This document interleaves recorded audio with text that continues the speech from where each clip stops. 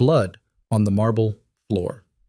Tonight, a poor maid will wipe blood from the floor of a mafia boss's mansion. Little does she know that seeing his face will change her destiny forever. This is a story of love born from the shadows, where power, manipulation, and obsession intertwine in a dangerous, inescapable relationship. Follow this story to the very end. Don't forget to like and comment where you're watching from. I want to know how far this story has traveled the world. Rain didn't just fall on the Moretti estate that night. It attacked. Fat drops hammered the black marble exterior like bullets, turning the manicured gardens into a soup of mud and torn petals. Lightning cracked the sky open every few seconds, throwing harsh white light through the tall windows, illuminating the kind of wealth most people only saw in magazines.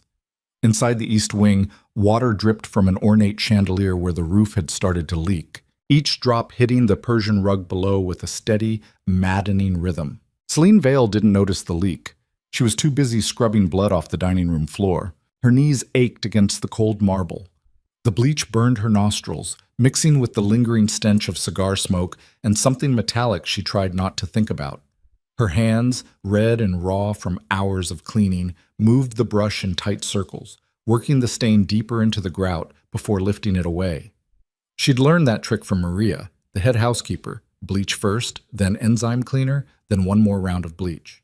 The Morettis paid well, but they expected perfection, especially when it came to making evidence disappear. This was the third time tonight she'd cleaned this room.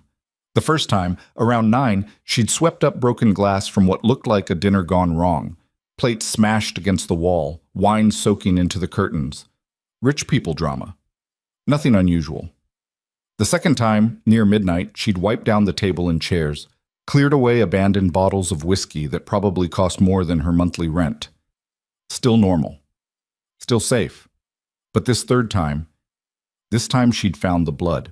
A pool of it, dark and viscous, spreading from beneath the serving cart near the window. Not a lot. Not enough to suggest a body, thank God. But enough to make her hands shake as she filled her bucket with fresh water and tried very hard not to imagine what had happened after she'd left at midnight. Thunder exploded overhead, and Celine flinched, nearly knocking over the bleach bottle. She caught it just in time, heart hammering. Get it together. Just finish the job and get out. Her mother's medication cost $800 a month, and the pharmacy didn't accept excuses. She needed this job, needed the Moretti's money, even if it meant cleaning up after their violence. She was so focused on the stain that she didn't hear the door open behind her. "You're thorough." Celine's entire body went rigid.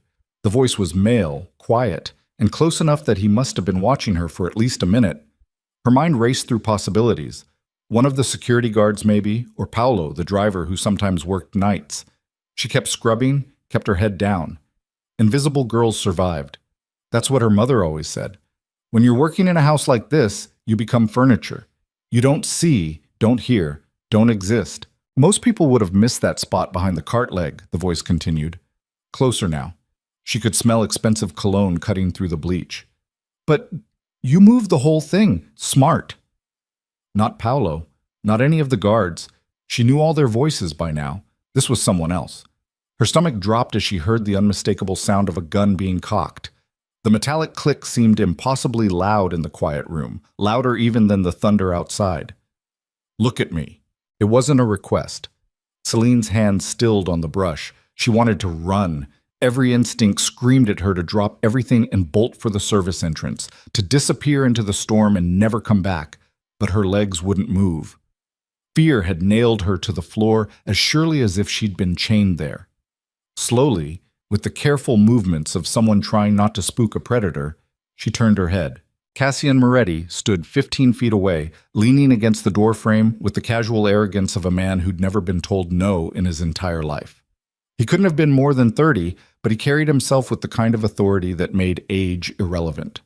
Dark hair, still damp from rain or a shower, curled slightly at his temples. His white dress shirt was rolled to his elbows, revealing forearms marked with faint scars, and his sleeves. His cuffs were stained red. The gun hung loose in his right hand, not aimed at her, but not exactly pointed away either. He studied her with eyes the color of winter steel, cold and assessing, the way someone might examine a bug they were deciding whether to crush or keep. Celine had seen him before, of course. You couldn't work in the Moretti estate without knowing what the prince of the family looked like. She'd glimpsed him in hallways, heard his voice through closed doors, once stood frozen in a supply closet while he passed by close enough to touch. But she'd never been this close, never had his full attention fixed on her like a spotlight. He was younger than she expected, beautiful in the way poisonous things were beautiful. Sharp cheekbones, full mouth, and those eyes that seemed to see straight through skin to whatever ugly truths people tried to hide. "You've cleaned this room 3 times tonight," Cassian said, pushing off the doorframe and walking toward her with slow, measured steps. Each footfall echoed in the huge space. "The staff schedule says you were supposed to finish at midnight. It's almost 3 in the morning." Celine's mouth had gone completely dry. She tried to swallow and couldn't. The room wasn't clean." "No." He stopped a few feet away, close enough that she had to tilt her head back to maintain eye contact. "It wasn't. And yet Maria would have signed off on it. Rosa would have signed off on it. Hell, most of my guards wouldn't have noticed that blood if it bit them." His head tilted slightly. "But you came back 3 times. Why?" "Because I need this job. Because my mother's cancer is eating through our savings faster than I can earn it back. Because if I get fired for doing sloppy work, no other family in New York will hire me." But she couldn't say any of that. Not to him.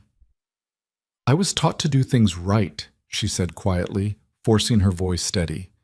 "If a job's worth doing, it's worth doing well." Something flickered in his expression. Interest, maybe, or amusement. He crouched down beside her bucket of pink-tinged water, gun still dangling from his fingers, and dipped one finger into it. Brought it to his nose. "Hospital-grade bleach. The expensive kind. You bought this yourself, didn't you? The estate stock's the cheap stuff." She had. $20 at a medical supply store, money she couldn't afford to spend. But the cheap bleach left residue, and residue meant questions. And questions meant... "Most people would have run," Cassian said, standing again. "After hearing a body hit the floor. After hearing the gunshot. After smelling the blood." His eyes never left her face. "Most people don't have the stomach for this kind of work. But you came back 3 times. Celine's hands were shaking so badly now that she had to clasp them in her lap to hide it. "I didn't hear anything. Don't lie to me." His voice didn't rise, but the temperature in the room seemed to drop 10 degrees. "I respect the thoroughness. Don't ruin it with bullshit." She swallowed hard, tasting copper. Outside, the storm intensified, rain lashing the windows hard enough to rattle the frames. The chandelier overhead swayed slightly, crystal prisms chiming against each other like wind chimes. "Most people don't need money for chemotherapy," she said finally, the words tumbling out before she could stop them. Silence. Long enough that she thought maybe she'd miscalculated. Maybe admitting weakness to a man like Cassian Moretti was the last mistake she'd ever make. Her eyes dropped to the gun in his hand, watching his finger rest against the trigger guard. Not on the trigger. Not yet. When she finally dared to look back at his face, something had changed. The cold assessment had shifted into something darker, hungrier. "Your mother," he said. Not a question. Celine nodded, not trusting her voice. "What kind?" "Pancreatic, stage 3. Her voice cracked, and she hated herself for it, hated showing vulnerability to this man who probably saw emotion as blood in the water. "She starts a new trial treatment next month. If I can keep up with the payments." Cassian stared at her for a long moment, and she couldn't read his expression at all. Then he did something she didn't expect. He holstered the gun in the back of his waistband and held out his hand. "Get up." She stared at his outstretched palm, calloused and scarred, dried blood still visible under his nails. This was the hand that had fired the gun tonight, the hand that had probably killed dozens, maybe hundreds. She'd be insane to touch it, but she took it anyway. His grip was firm, warm despite the cold air, and he pulled her to her feet with no effort at all. She stumbled slightly, legs stiff from kneeling, and his other hand shot out to steady her elbow. The touch lasted maybe 2 seconds, but it left her skin burning. "What's your name?" he asked. "Celine. Celine Vale." "How long have you worked here, Celine?" 6 months? "And in 6 months, how many times have you seen something you shouldn't have?" The honest answer was at least a dozen. Bruised knuckles. bloodstained clothing, hushed conversations that stopped the moment she entered a room. Once, a man crying in the garden at dawn, and when she'd come back to clean that area an hour later, there'd been nothing but disturbed dirt and the lingering smell of gasoline. "I don't see anything," she said carefully. "I clean, that's all." A smile ghosted across his mouth, there and gone so fast she almost missed it. Smart girl. He turned and walked toward the window, hands clasped behind his back, as he stared out at the storm-ravaged gardens. Lightning illuminated his profile, strong nose, sharp jaw, the kind of face that belonged on Roman coins or Renaissance paintings, power and brutality carved into flesh. "You know what I do, Celine?" She knew better than to answer that honestly. "I know you're Cassian Moretti," she said instead. "I know this is your family's home. That's all I need to know." "No." He glanced back at her, and there was something almost amused in his expression now. "You know more than that. You're not stupid. You've seen the cars that come and go at odd hours, the men with guns, the way politicians and judges show up for dinner parties and leave with envelopes." He turned fully now, leaning back against the windowsill. "You know exactly what I do. You just know better than to say it out loud." Thunder rattled the windows again. The chandelier's dripping had gotten worse, a small puddle forming on the rug beneath it. "I'm going to make you an offer," Cassian said, "and I want you to think very carefully before you answer." Every muscle in Celine's body tensed. This was it. Whatever happened next would determine whether she walked out of this room or got buried in the rose garden like that crying man. "Your mother's treatment," he continued. "How much does it cost? Total. Everything. The chemo, the trial medications, hospital stays, all of it." She couldn't think, couldn't process why he was asking. "Close to 200,000 over the next year. Maybe more if the trial doesn't work." "And how much have you saved?" 15,000. "I've been working 3 jobs for the past 8 months. He nodded as if she'd confirmed something he already knew. "Here's what's going to happen. I'm going to pay for your mother's treatment. All of it. The trial, the medications, private rooms at Mount Sinai, the best oncologist in the state. She'll get whatever she needs, no questions asked." Celine's heart stopped. "What?" "You heard me." "Why would you—" The words caught in her throat. Nothing was free, especially not from men like him. "What do you want from me?" His eyes locked onto hers, and the intensity in them made her breath catch. "I want you close." The rain hammered harder. Water had started seeping under the window frame, darkening the wood. "I don't understand," she whispered. "Yes, you do." He pushed off the windowsill and closed the distance between them in 3 strides. He didn't touch her, but he stood close enough that she could feel the heat radiating off his body.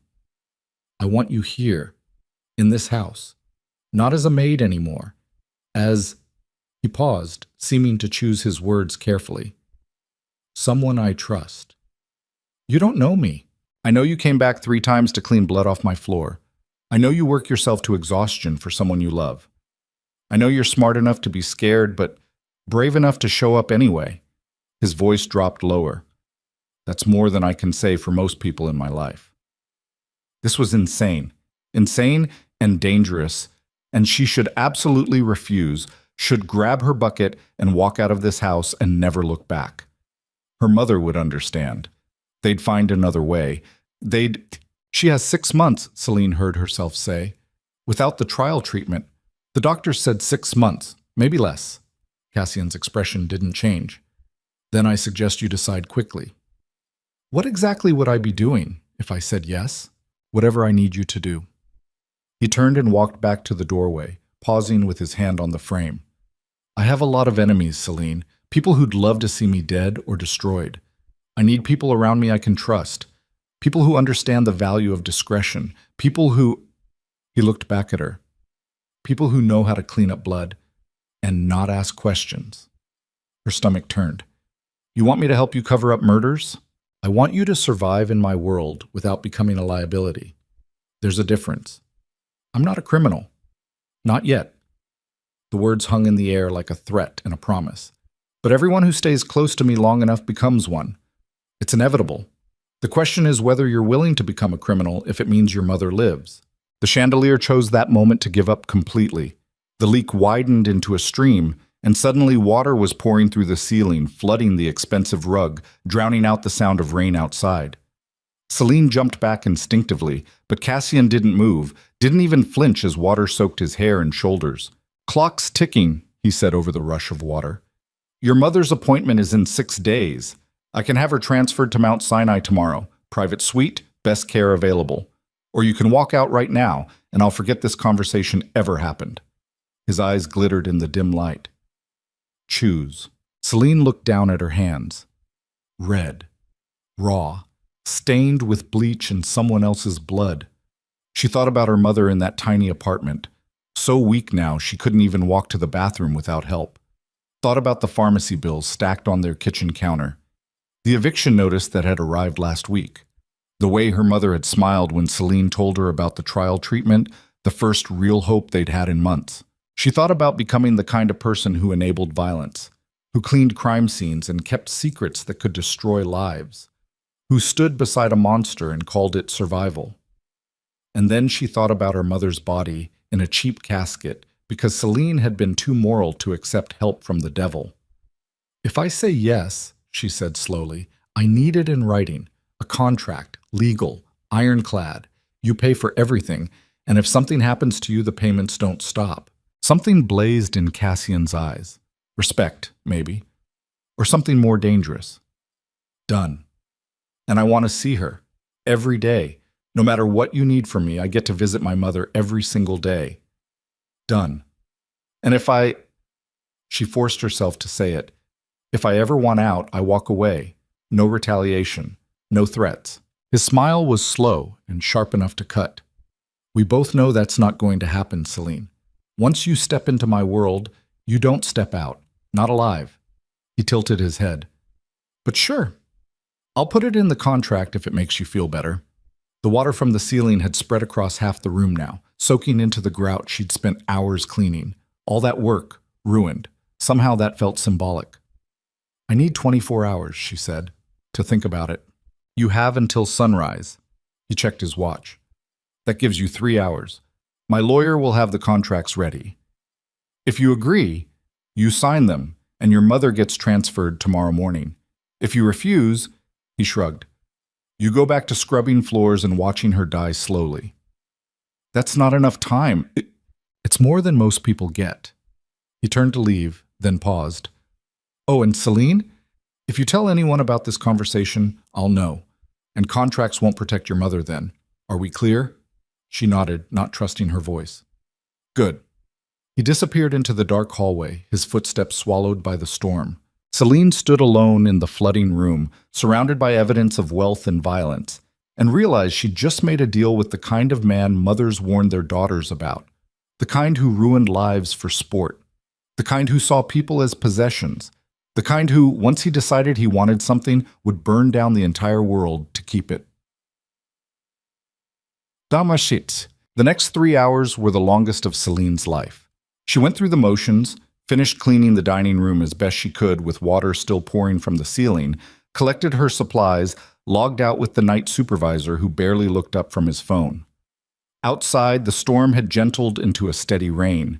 She walked to the bus stop with her coat pulled tight, mind spinning. She should run, pack what little she owned, grab her mother, and disappear into some other city where the Moretti name meant nothing. Canada, maybe. Or somewhere in the Midwest where organized crime was just something you read about in newspapers. But even as she thought it, she knew it was impossible. They had no money, no resources. Her mother couldn't travel in her condition. And even if they managed to escape, how long before the cancer won anyway? The bus was nearly empty at this hour. She sat in the back watching the city blur past rain-streaked windows. New York looked different at 4 a.m, exhausted and mean, all the glamour stripped away to show the concrete bones underneath. She passed the hospital where her mother had her treatments, the pharmacy where they'd begged for payment extensions, the pawn shop where she'd sold her grandmother's ring. 3 years ago, she'd been a different person. 19 years old, community college student, dreams of becoming a graphic designer. She'd had friends, a boyfriend, a future that looked bright and open. Then her father died. Sudden heart attack, no warning. And 6 months later, her mother got the diagnosis. Everything else fell away. College, friends, dreams. There was only the endless cycle of work and worry and watching someone you love disappear piece by piece. The boyfriend had left after 3 months. Said he couldn't handle the depression, the constant stress. She didn't blame him. She could barely handle it herself.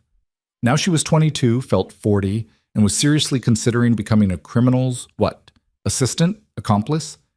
She didn't even know what Cassian wanted from her, not really. He'd been deliberately vague, which scared her more than if he'd been explicit.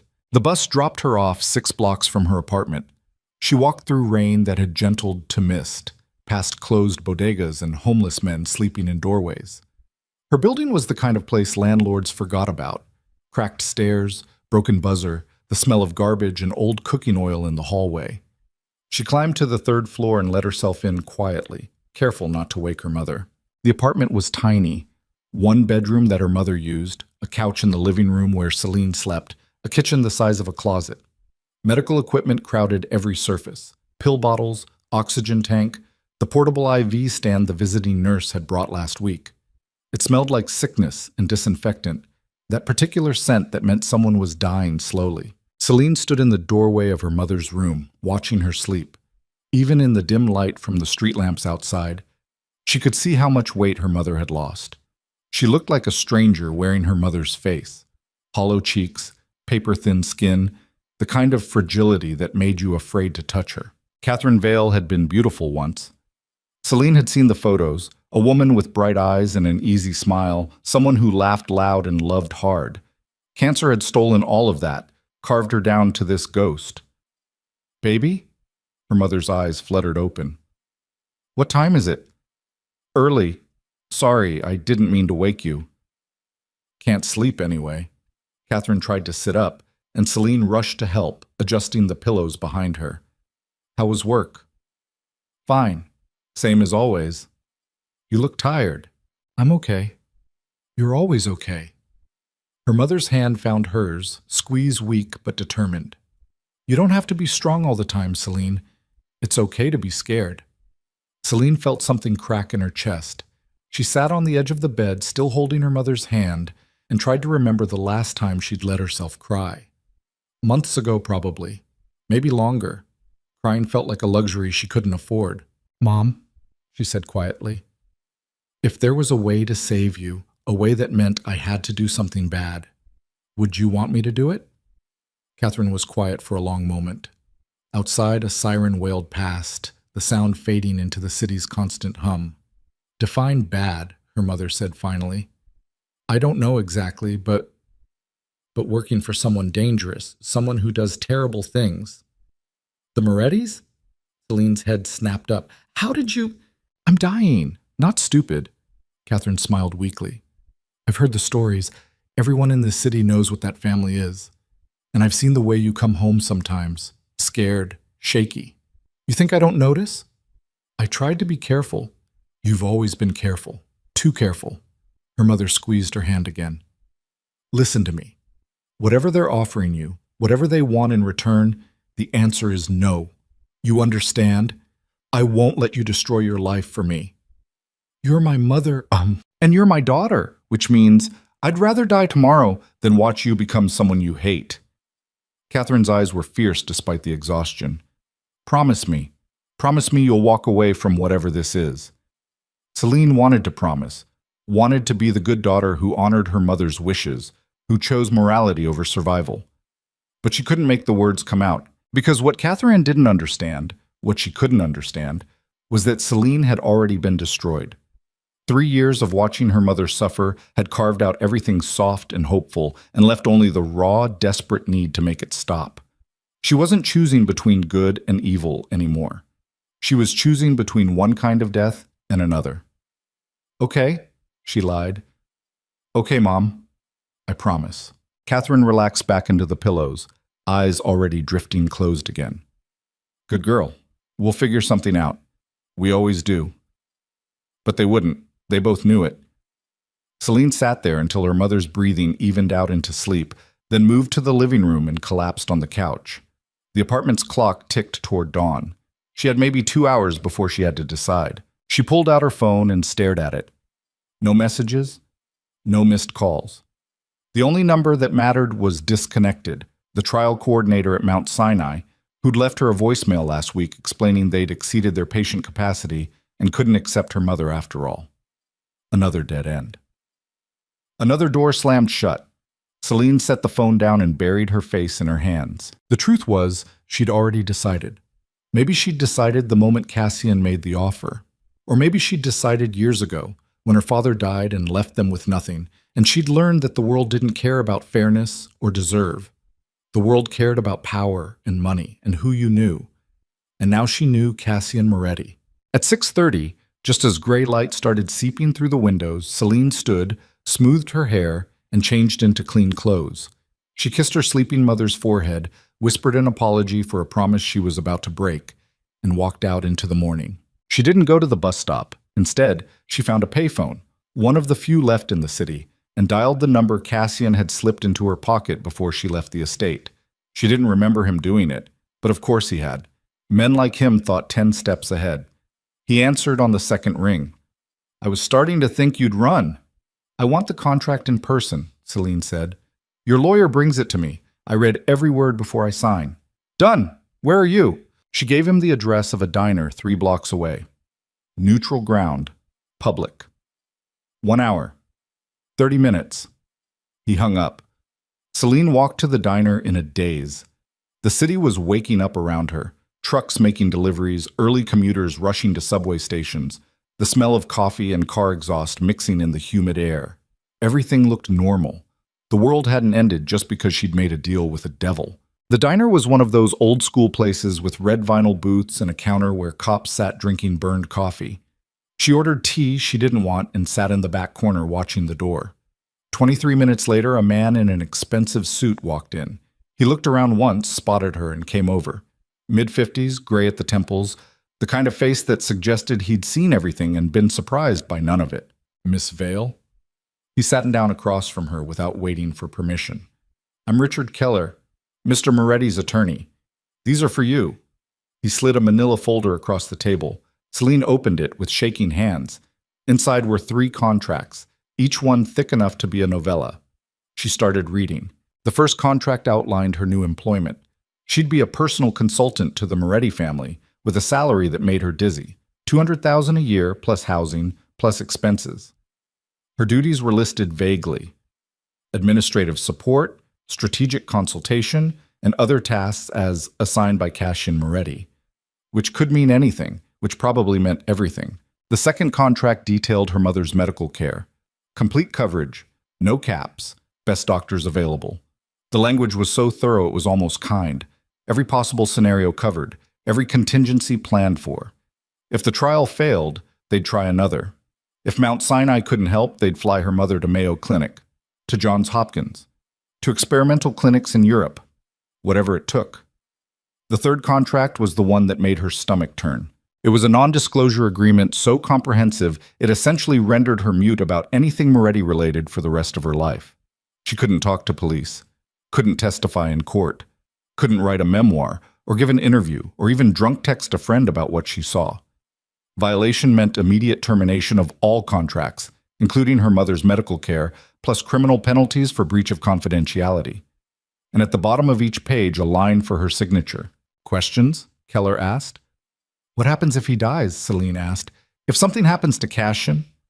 "The contract's transferred to his next of kin. Your mother's care continues regardless." "And if I want out?" Keller's expression didn't change. "There's a termination clause on page 47 of the employment contract. You can resign with 90 days' notice, provided you haven't witnessed any activities that would constitute," he paused delicately, "liability for the family." "And if I have?" "Then the resignation requires mutual agreement from both parties," which meant never. Once she saw something criminal, she was trapped forever, a prisoner in a gilded cage. Celine looked down at the contracts. 3 signatures, and her mother would live. 3 signatures, and Celine Vale would cease to exist as anything but an extension of Cassian Moretti's will. She thought about her mother's face, so thin and tired, thought about the pharmacy bills, the eviction notice, the slow, grinding horror of watching someone die when you were powerless to stop it. Then she thought about the blood on Cassian's cuffs, the gun in his hand, the cold certainty in his eyes when he'd said, "Everyone who stays close to me becomes a criminal." Keller produced a pen and set it on the table between them. "Take your time." But there was no time. There never had been. Celine picked up the pen and signed. Her handwriting looked strange on the page, small and cramped, nothing like the confident signature she'd once practiced in high school. This signature looked scared. It looked like a girl who knew she was stepping off a cliff and hoping something would catch her before she hit bottom. Keller collected the contracts efficiently, slipped them back into the folder, and stood. "A car will pick you up at your apartment at 10 o'clock tomorrow morning. Pack whatever you need.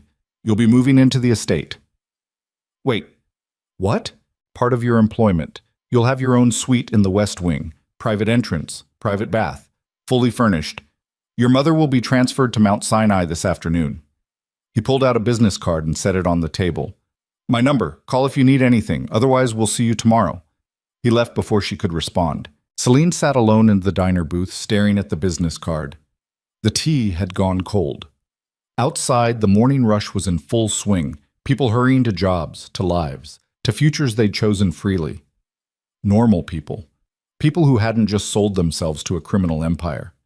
She wanted to cry, wanted to scream, wanted to run out into traffic and let the universe decide whether she lived or died. Instead, she finished her cold tea, left money on the table, and walked home to tell her mother the good news about Mount Sinai.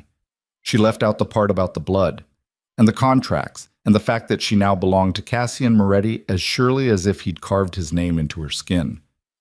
Some truths were better left buried, at least until they clawed their way to the surface anyway.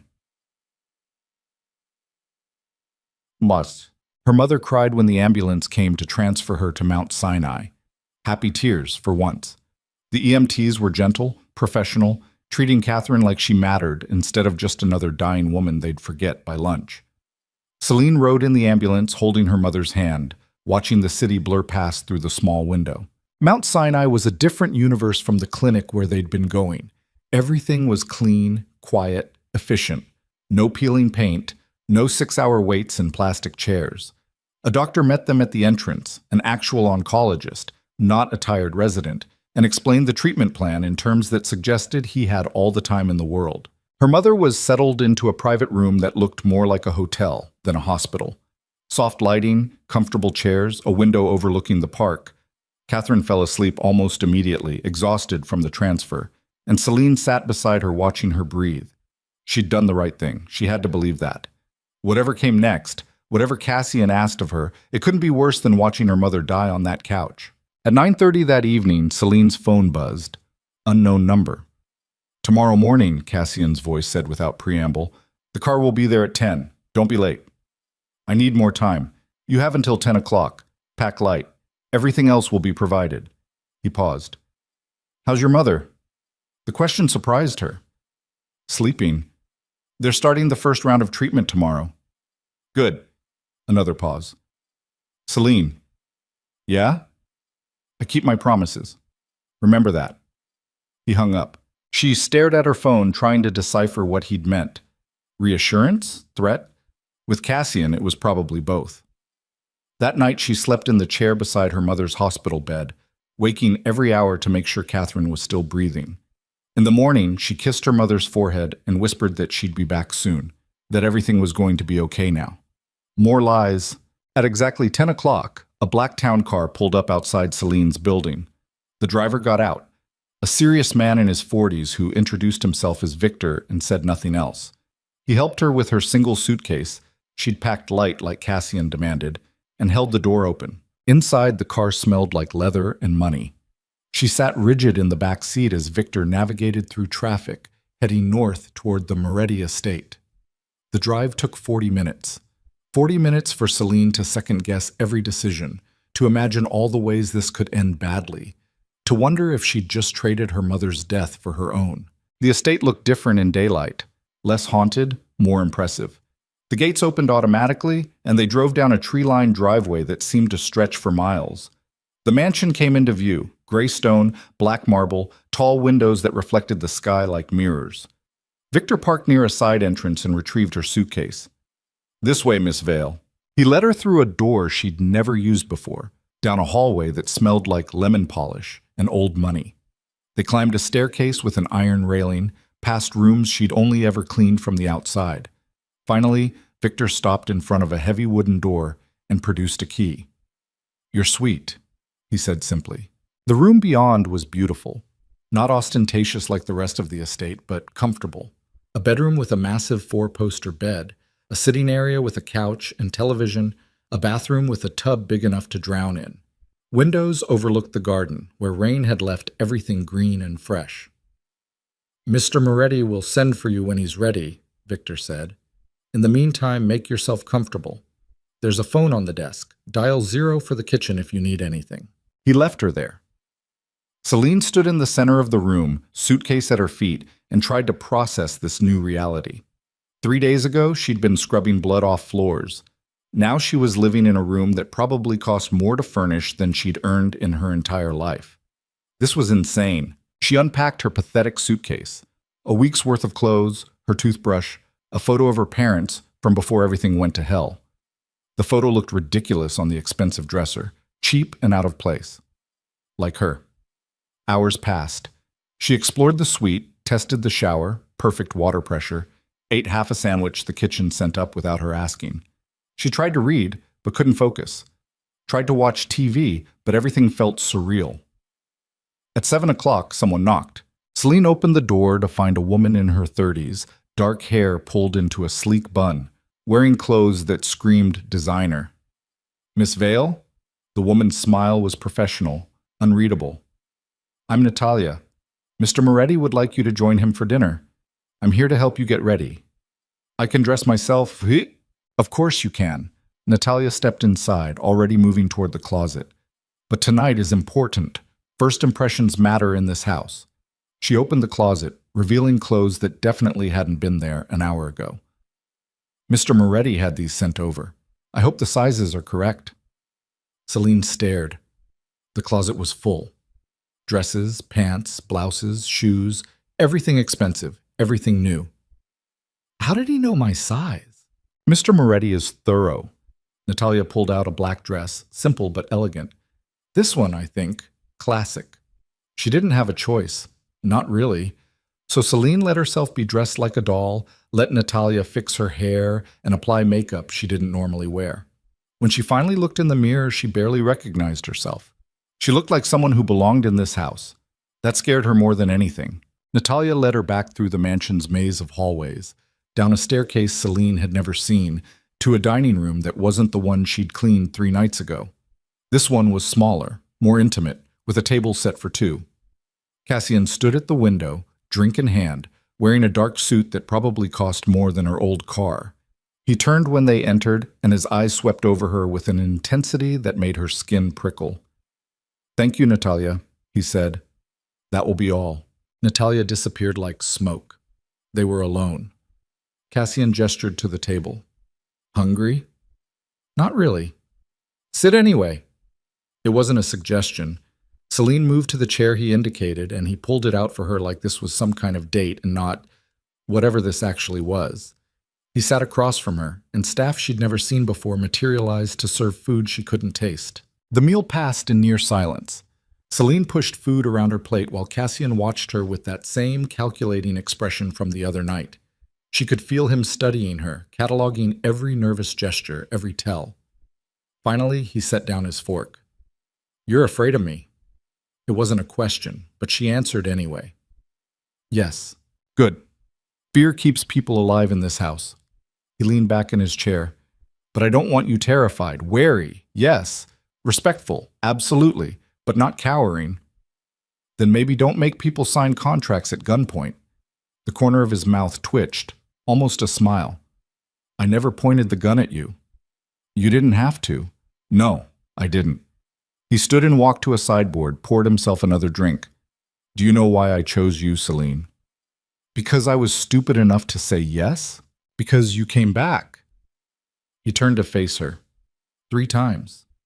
You could have walked away, could have let someone else deal with the mess. But you didn't. You saw something that needed fixing, and you fixed it, even when it was dangerous. He took a sip. "That's loyalty. That's competence. Those are rare things." "I'm not loyal to you." "Not yet." He moved closer, set his drink on the table beside her plate. But you will be, because I keep my promises, and you're going to realize that I'm the best thing that ever happened to you. You're delusional. Maybe.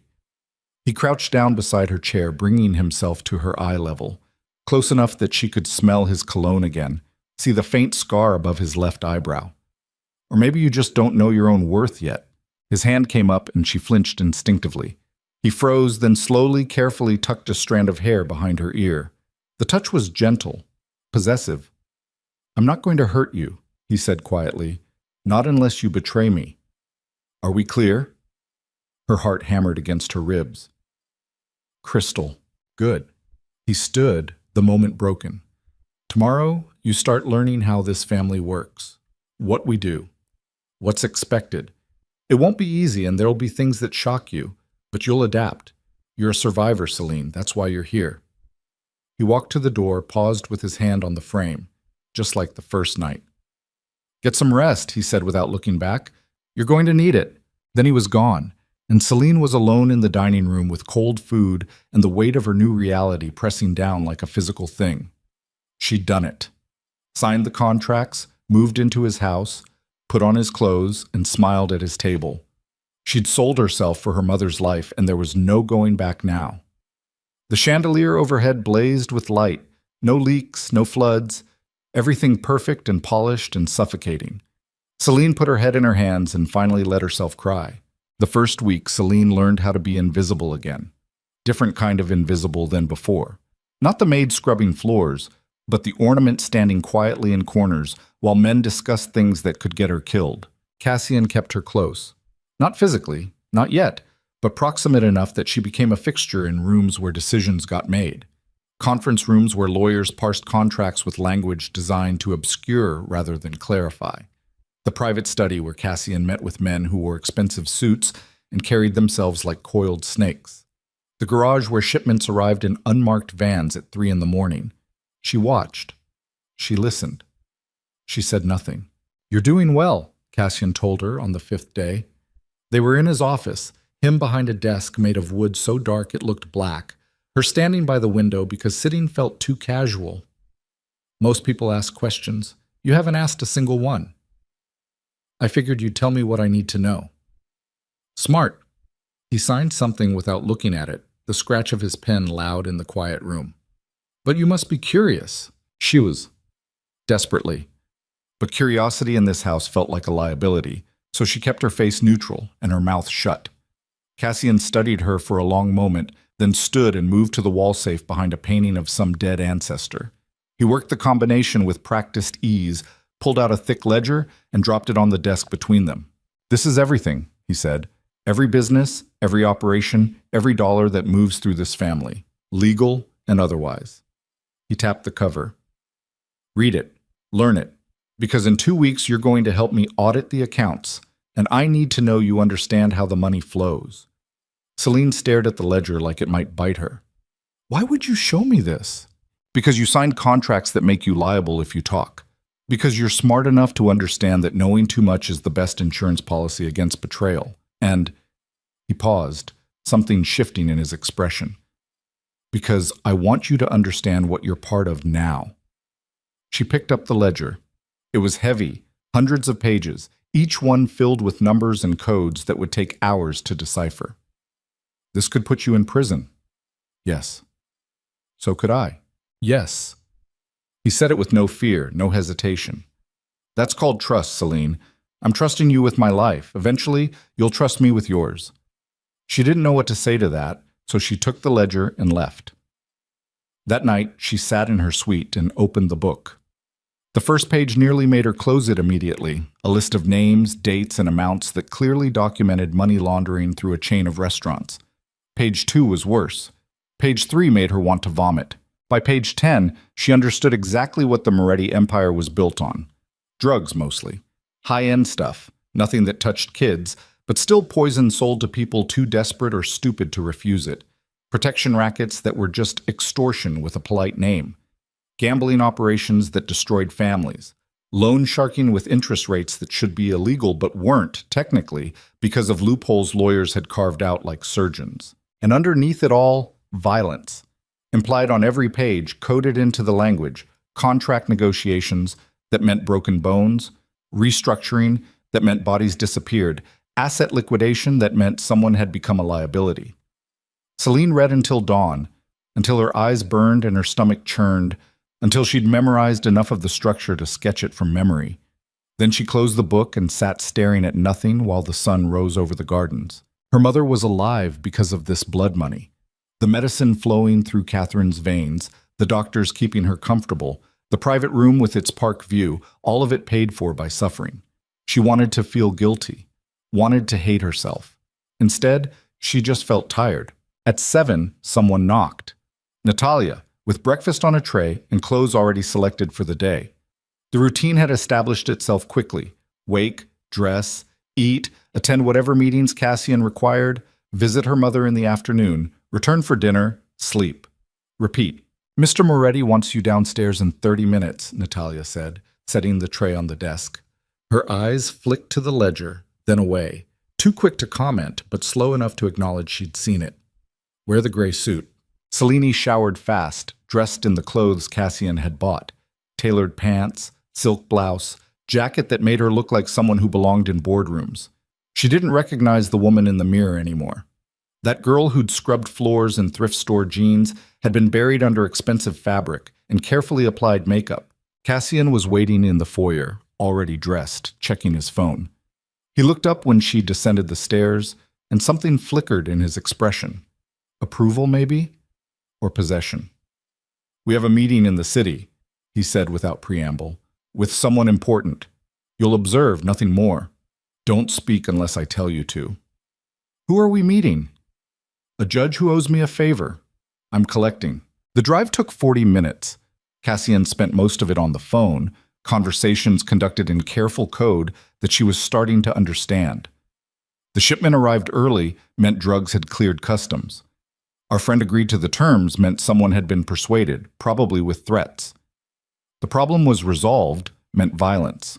They met the judge at a restaurant that wasn't open yet, just staff prepping for lunch service.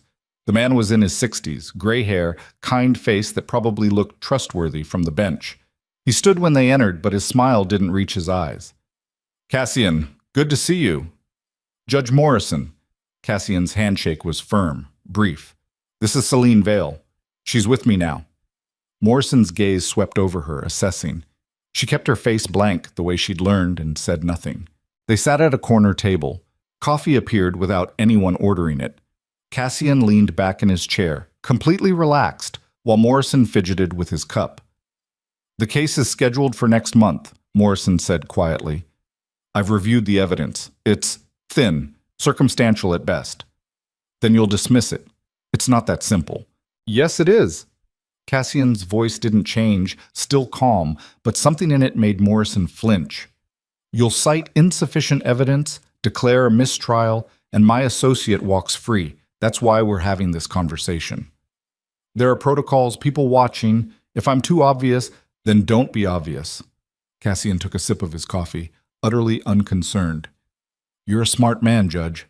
I'm sure you'll figure it out. Morrison's jaw tightened. And if I refuse? You won't. But if I did? Cassian set down his cup very carefully. When he spoke, his voice was soft enough that Celine had to strain to hear it. Then I'd be very disappointed. And when I'm disappointed, I remember things. Like that weekend you spent in Atlantic City 2 years ago, the hotel suite, the girl who said she was 21 but wasn't. He paused. I have photos, Judge, very detailed photos. Would be a shame if they ended up with the Bar Association. The blood drained from Morrison's face. I didn't know. I know you didn't. She lied. But do you think anyone will care? Cassian leaned forward slightly. Or we could skip all that unpleasantness, and you could just do your job. Dismiss the case. My associate walks. Everyone's happy. Morrison looked like he might be sick. After a long moment, he nodded. Good. Cassian stood, buttoning his jacket. I knew we could come to an understanding. Have a nice day, Judge. Outside, Celine climbed into the car on legs that felt unsteady. She waited until they'd pulled into traffic before speaking. You're blackmailing a federal judge. Yes? Illegal? Immoral? Dangerous? Cassian glanced at her, amused. All of the above. Welcome to how the world actually works, Celine. Power isn't about who's right. It's about who has leverage. He looked terrified. He should be. He made a mistake, and mistakes have consequences. Cassian turned his attention back to his phone. But now he'll do what I need, and everyone benefits. My associate stays out of prison, Morrison keeps his reputation, and the world keeps turning. What if he goes to the police? He won't. He's in too deep now. That's the beauty of leverage. Once you have it, people trap themselves trying to protect what they might lose. Celine stared out the window, watching the city blur past. Is that what you did to me? Gave me something I couldn't afford to lose? Yes. The honesty of it hit her like a slap. She'd known, of course, had understood from the beginning that her mother's treatment was the chain keeping her here, but hearing him admit it so casually made something twist in her chest. At least you're honest about it, she said quietly. Always. He put away his phone, giving her his full attention. I could lie, dress it up in prettier language. Tell you this is about partnership or mutual benefit. But we both know what this is. I own you, Celine. Might as well be honest about it. I'm not property. Aren't you? He tilted his head, studying her. You live in my house, wear clothes I bought, eat food I provide. Your mother's alive because I allow it. If I withdrew my support tomorrow, where would you go? What would you do? Nowhere. Nothing. He'd made sure of that. I hate you, she said. No, you don't. Not yet. He smiled, sharp and knowing. But you will eventually. They all do. The question is whether you'll hate me enough to leave or whether you'll hate me and stay anyway. Why would I stay if I hate you? Because leaving means your mother dies. Because you've already compromised your morals, so what's a little more corruption? Because, he leaned closer, voice dropping. Because part of you is curious about what comes next, about how deep this goes, about who you'll become if you stay. He was right, and that realization made her want to scream. She did hate him, but she was also fascinated by him, by the casual way he wielded power, by the certainty with which he moved through the world. He was terrible and magnetic, and she couldn't look away. I need to visit my mother, she said, desperate to end this conversation. Of course. We'll stop by the hospital now. Catherine looked better. Not healed, cancer didn't work that fast, but more comfortable. The first round of treatment had gone well, and her color had improved slightly. She smiled when Celine walked in, a real smile, and patted the bed beside her. Tell me everything, Catherine said. How's the new job? Celine had prepared lies, safe, boring lies about administrative work and long hours. But sitting there, holding her mother's hand, the lies stuck in her throat. It's complicated, she said finally. Complicated bad or complicated interesting? Both. Catherine studied her face with a mother's too perceptive gaze. You're not happy. I'm fine. You're miserable, I can see it. Her mother's grip tightened. Baby, if this job is making you unhappy, quit. We'll figure something else out. We won't, Celine wanted to scream. There is no other way. This is the only option. But she couldn't say that, couldn't admit what she'd become, so she forced a smile and changed the subject. The doctors say you're responding well to treatment. That's what matters. They talked about nothing for an hour. TV shows, hospital food, the view from the window. Safe topics, easy lies. When visiting hours ended, Celine kissed her mother's forehead and promised to come back tomorrow. In the hallway, she found Cassian waiting. He'd given her privacy during the visit, but apparently privacy only extended so far. How is she? He asked. Better, thanks to you. Don't thank me. You're paying for it. He started walking toward the elevator, and she fell into step beside him. Every day you stay, every compromise you make, that's the payment. You really can't help yourself, can you? Being cruel? I'm not being cruel, I'm being clear. The elevator doors opened and they stepped inside. Cruelty would be lying to you, making you think this is something it's not. I'm giving you the truth. What you do with it is up to you. The doors closed, sealing them in. Celine watched the floor numbers descend and tried to remember the girl she'd been 2 weeks ago. That girl seemed impossibly far away now, like a character in a story she'd read once and half forgotten. Why me? She asked. You could have anyone. Why choose someone who hates you? Cassian was quiet for a long moment. When he spoke, his voice was different, less certain, more raw. Because everyone else is afraid to. They smile and agree and tell me what I want to hear. He glanced at her. You're honest. You hate me, but you're here anyway. That's more real than anything I've had in years. The elevator reached the ground floor. The doors opened and he walked out without looking back, leaving her standing there trying to process what he'd just admitted. Maybe he was human after all. Maybe underneath the violence and power, there was something that wanted connection badly enough to force it into existence. That should have made her feel better. Instead, it made everything worse. The second week, Cassian started bringing her to the real meetings. Not the polite conversations in restaurants, but the actual business. Warehouses at midnight, back rooms of clubs that didn't officially exist, the kind of places where guns were displayed openly, and everyone assessed everyone else for weaknesses. She met his captains first. Marco, who ran the drug operations and had eyes like a shark. Flat, emotionless, always calculating. He looked at Celine like she was a problem he hadn't decided how to solve yet. Then Dominic, in charge of security, built like a tank and twice as dangerous. He barely acknowledged her existence, which somehow felt more respectful than Marco's open hostility. And finally Vincent, the family consigliere, a man in his 50s who dressed like an undertaker and spoke in careful legalese that made threats sound like advice. He was the only one who smiled at her, which made her trust him least of all. "So you're the new pet," Marco said during their first meeting together. They were in a warehouse in Queens, surrounded by crates that officially contained textiles, but actually held something much more profitable. "What's your story, sweetheart? You screwing the boss, or is this some kind of charity case?" "Marco." Cassian's voice cut across the space like a blade. "Watch your mouth." "I'm just asking. You're just stepping out of line." Cassian didn't raise his voice, didn't move from where he leaned against a crate, but the temperature in the room dropped 10 degrees. "Selena is under my protection. That means she's untouchable. Anyone who forgets that will find themselves very suddenly unemployed. Am I clear?" Marco raised his hands in mock surrender. "Crystal, boss. No offense meant." "None taken," Celine said, surprising herself. "But for the record, I'm not screwing anyone. I'm here because Mr. Moretti believes I'm useful. Whether that's true remains to be seen." Marco's eyebrows rose. "She's got a spine. Interesting." "She's got more than that," Cassian said, straightening.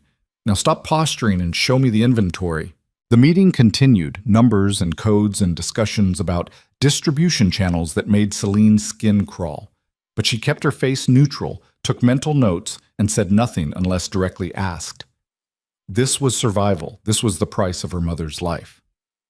Afterward, in the car, Cassian handed her a phone. Not her old one. A new device, expensive, probably encrypted. "You're on call now," he said. "I need to reach you anytime, and you need to be able to reach me. The contacts are already programmed. Don't add anyone else." She turned the phone over in her hands. Another chain, another way to track her, control her, keep her tethered to his world. "What if I don't want to be on call?" "Then your mother's treatment stops tomorrow." He said it without emotion, just stating a fact. "I'm not asking, Celine. This is the job. You're either all in or you're out. Choose." She pocketed the phone. Smart girl. That night, alone in her suite, Celine stared at the new phone and tried to remember what freedom felt like. She'd been here 2 weeks, and already she couldn't imagine leaving. Not because she didn't want to, but because the idea of her mother back in that terrible apartment, dying slowly while Celine worked 3 jobs for nothing, that was unthinkable now. Cassian had trapped her perfectly, given her just enough comfort, just enough hope, that the old life looked unbearable by comparison. The phone buzzed, a text from an unknown number. "Still awake?" She knew who it was. Only one person had this number. "Unfortunately," she typed back, "come to my study. East Wing, 3rd floor. We need to talk." It wasn't a request. She changed out of her pajamas into jeans and a sweater, then navigated the dark hallways to the East Wing. The estate was quieter at night, just the occasional security guard nodding at her as she passed. They knew her face now, knew she belonged. Cassian's study was all dark wood and leather, shelves lined with books that looked read rather than decorative. He sat behind his desk, tie loosened, looking more exhausted than she'd ever seen him. "Close the door," he said. She did, then stood awkwardly in the middle of the room. What's wrong? Sit. She sat in the chair across from his desk, the same chair where men probably begged for their lives or negotiated for mercy they wouldn't receive. The leather was worn smooth by years of use. Cassian poured 2 glasses of whiskey, slid one across the desk to her. She didn't drink it. We have a problem, he said. Marco. What about him? He's skimming, has been for months, maybe longer. Small amounts, nothing obvious, but it adds up. Cassian's jaw tightened. I need you to audit his books, find out how much he's stolen and where it went. Why me? Why not Vincent or one of your accountants? Because Marco knows all of them. He doesn't know you, and... He paused, choosing his words carefully. Because I need to know if I can trust you with something real, not just observation, actual work. This was a test. Had to be. Marco was dangerous, the kind of man who'd kill without hesitation if he felt threatened, and Cassian wanted her to essentially investigate him, to gather evidence that could end with Marco dead in a ditch. If I find proof he's stealing, Celine said slowly, what happens to him? That depends on how bad it is. He gets hurt. Probably. Killed? Possibly. Cassian took a sip of his whiskey, watching her over the rim of the glass. Does that bother you? Yes. Of course it did. Marco was terrible, but he was human, and she'd be signing his death warrant. It should bother you too, she said, instead of answering. It doesn't. Not anymore. He set down his glass. I learned a long time ago that mercy in this world gets you killed. Marco stole from me. That's betrayal. Betrayal has consequences. Even if he has a family? Especially if he has a family. It sends a message. No one is protected if they cross me. Celine looked at the whiskey he'd poured for her, amber liquid catching the lamplight. What if I refuse? Then I find someone else to do it, and you become useless to me. And useless people don't last long, I get it. She picked up the glass and drank, the burn harsh down her throat. Fine, I'll do it, but I want something in return. Cassian's eyebrows rose. You're negotiating with me? You said I'm smart. Smart people don't work for free. A slow smile spread across his face. What do you want? Information about the business. Real information, not just what I can piece together from ledgers. If I'm going to be useful, I need to understand how everything works. That's dangerous knowledge. More dangerous than what I already know? She leaned forward. You've already shown me enough to put you away for life. Might as well show me the rest. He studied her for a long moment, something shifting in his expression. Respect, maybe, or intrigue. All right, Tit, he said finally. I'll teach you. Everything. But if you use that knowledge against me, you'll kill me. I know. She finished the whiskey and stood. When do I start on Marco's books? Tomorrow. I'll have everything delivered to your suite. He stood as well, moving around the desk. Celine. She paused at the door. You did well today, at the warehouse. Marco was testing you, and you didn't flinch. I was terrified. I know, but you didn't show it. That's what matters. He was close enough now that she could smell his cologne, see the faint stubble on his jaw. You're stronger than you think, or more desperate.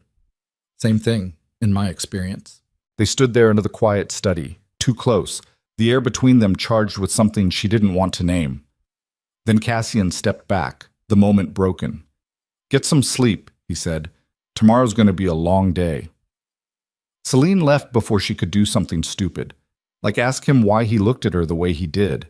Like admit that some part of her, some small traitorous part, was starting to enjoy the attention. That night, she dreamed of blood and ledgers, numbers that turned into bodies. Marco's shark eyes watching her from the shadows. She woke at dawn with her heart racing and the certainty that she was in way over her head. But she got up anyway, got dressed, ate breakfast. And when the boxes of Marco's financial records arrived at her suite, she opened them and started working. 3 days later, she had her answer. Marco had stolen over $2 million across 18 months, funneling it through shell companies and offshore accounts that would have stayed hidden if she hadn't known what to look for. The evidence was damning, meticulous, impossible to deny. She showed Cassian in his study, spreading the documents across his desk while he read in silence. His expression didn't change, but his hands clenched into fists. He stole from the medical fund, Cassian said finally, voice deadly quiet. The money that pays for your mother's treatment, for other families' treatments. He stole from people who are dying. Celine hadn't noticed that detail. She looked again at the accounts, saw the transfers, and felt something cold settle in her stomach. Marco had taken money meant for cancer patients and used it to line his own pockets. "What are you going to do?" she asked. "What do you think I should do?" She knew what he wanted to hear, violence, retribution. But she couldn't make herself say it, couldn't give him permission for what came next. "I don't know," she said quietly. "Yes, you do." Cassian stood, gathering the documents. "He signed death warrants for people like your mother, for gambling, debts, and greed. Tell me, Celine, what does justice look like?" The question was a trap, an invitation to become complicit, to cross a line she couldn't uncross. If she said kill him, she'd be no different than Cassian. If she said let him go, she'd be weak, useless, someone who couldn't make hard choices. "I don't want this on me," she said finally. "Whatever you do, it's your decision, not mine." "Coward." The word hit like a punch. "Excuse me?" "You heard me." Cassian moved around the desk, stopping inches away. "You want the benefits of this life. Your mother's treatment, the safety, the money, but you don't want to pay the real price. You want to stay clean while other people get their hands dirty for you. That's cowardice." "I'm not a killer. No one's asking you to pull the trigger. I'm asking you to have the spine to acknowledge what needs to happen. Marco stole. People died because of it. That demands a response. Stop hiding behind morality and tell me what you actually want." Celine's hands were shaking. She hated him in that moment, hated the way he saw through every defense, hated that he was right. She did want Marco punished, did want him to suffer for stealing money meant to save lives. But admitting that meant admitting she was capable of cruelty, and that was a truth she wasn't ready to face. "I want—" Her voice broke. She swallowed hard and tried again. "I want him to hurt the way my mother hurt, the way all those families hurt when they couldn't afford treatment." Something blazed in Cassian's eyes. Not victory exactly, something darker. "Okay," he said softly. "Then that's what he'll get." He made a phone call in front of her. Short, clipped sentences that didn't spell out exactly what would happen, but made it clear Marco's days were numbered. When he hung up, the deed was done. No going back. "How do you feel?" Cassian asked. "Sick." "That'll pass. The first time is always hardest." He touched her face, gentle, possessive. "But you made the right choice. You'll see." She wanted to pull away from his touch, wanted to scream that there were no right choices here, only degrees of wrong. But she was so tired of fighting, so exhausted by the constant moral calculations, that she just stood there and let him cup her jaw like something precious. "You're mine now," Cassian said. "Not just because of the contracts, because you chose this. You chose me." "I chose my mother's life." "Same thing." His thumb brushed her cheekbone. "You belong to me, Celine. Might as well accept it." Then he kissed her. It wasn't gentle. It was possessive and demanding, the kiss of a man claiming territory. She froze for half a second, shocked. Then something in her broke open, and she kissed him back with all the fury and fear and desperate confusion she'd been holding inside. His hands tangled in her hair. She grabbed his shirt, pulling him closer, and they kissed like drowning people, like the world was ending, and this was the last moment that mattered. When they finally broke apart, both breathing hard, Cassian's eyes were dark with want. "We shouldn't," Celine started. "Too late." He kissed her again, softer this time, but no less intense. "We already did." She knew he was right. Knew that this was the point of no return, the moment she stopped being his employee and became something else entirely, something more dangerous. But she was so tired of resisting, tired of being alone in her fear. And Cassian was here, solid and certain, offering something that felt almost like comfort, even though she knew it was poison. So she let him kiss her, let him pull her closer, let herself fall into the gravity that had been pulling at her since the night she'd first looked up and met his cold silver eyes. And somewhere in the back of her mind, a voice whispered that she'd just made a terrible mistake. But that voice was easy to ignore when Cassian's mouth was on hers, and his hands were burning through her clothes, and everything else faded into insignificance. Marco disappeared 3 days later. No one said where or how, but everyone knew what it meant. The warehouse meetings got quieter. People looked at Cassian differently, more fear, more respect. And they looked at Celine differently too, because she'd been the one who found the evidence. She'd become part of the machine now, the thing that killed people who stepped out of line. Dominic was the one who acknowledged it first. They were in a car heading back from a meeting, and he turned to her from the front seat. "You did good work," he said simply. "Finding Marco's theft, that took skill." "Thanks," she said, though the compliment made her want to vomit. "Most people in your position would have warned him, tried to get a cut or make a deal. You didn't. That means you're loyal." His eyes met hers in the rearview mirror. Boss doesn't give loyalty lightly. Don't waste it. After he got out, Cassian slid into the back seat beside her. "Dominic likes you. That's rare. Should I be flattered?" "Yes. He's killed men for less." Cassian's hand found hers, fingers interlacing. "How are you holding up?" "I'm fine." Liar. But he didn't push, just held her hand while the city blurred past outside. "Your mother's doctor called. The treatment's working better than expected. She might go into remission." Celine's breath caught. "Really? Really?" He squeezed her hand. "See? You made the right choice." But the relief was tainted now, forever mixed with the knowledge that Marco's blood had bought her mother's life, that every breath Catherine took was paid for with someone else's suffering. "I need you tonight," Cassian said quietly. "There's a dinner. Politicians, investors, people who need to see that the Moretti family is respectable and civilized. You'll be there with me." "As what?" "As mine." The possessiveness in his voice should have bothered her. Instead, it sent heat curling through her stomach. "People will talk," she said. "Let them. I want them to know you're under my protection, that touching you means war." That night, Natalia dressed her in a gown that cost more than a car, deep green silk that clung to every curve, diamonds at her throat and wrists, borrowed from the family vault, each stone worth enough to solve all the problems she'd had 6 weeks ago. She looked like someone who belonged at Cassian's side, someone powerful, someone dangerous. The dinner was held at the estate, the formal dining room transformed into something from a magazine. Crystal chandeliers, white linens, flowers that probably cost thousands. Celine stood beside Cassian at the entrance, greeting guests like she'd been doing this her whole life. A senator, a real estate developer, a woman who owned half the restaurants in Manhattan.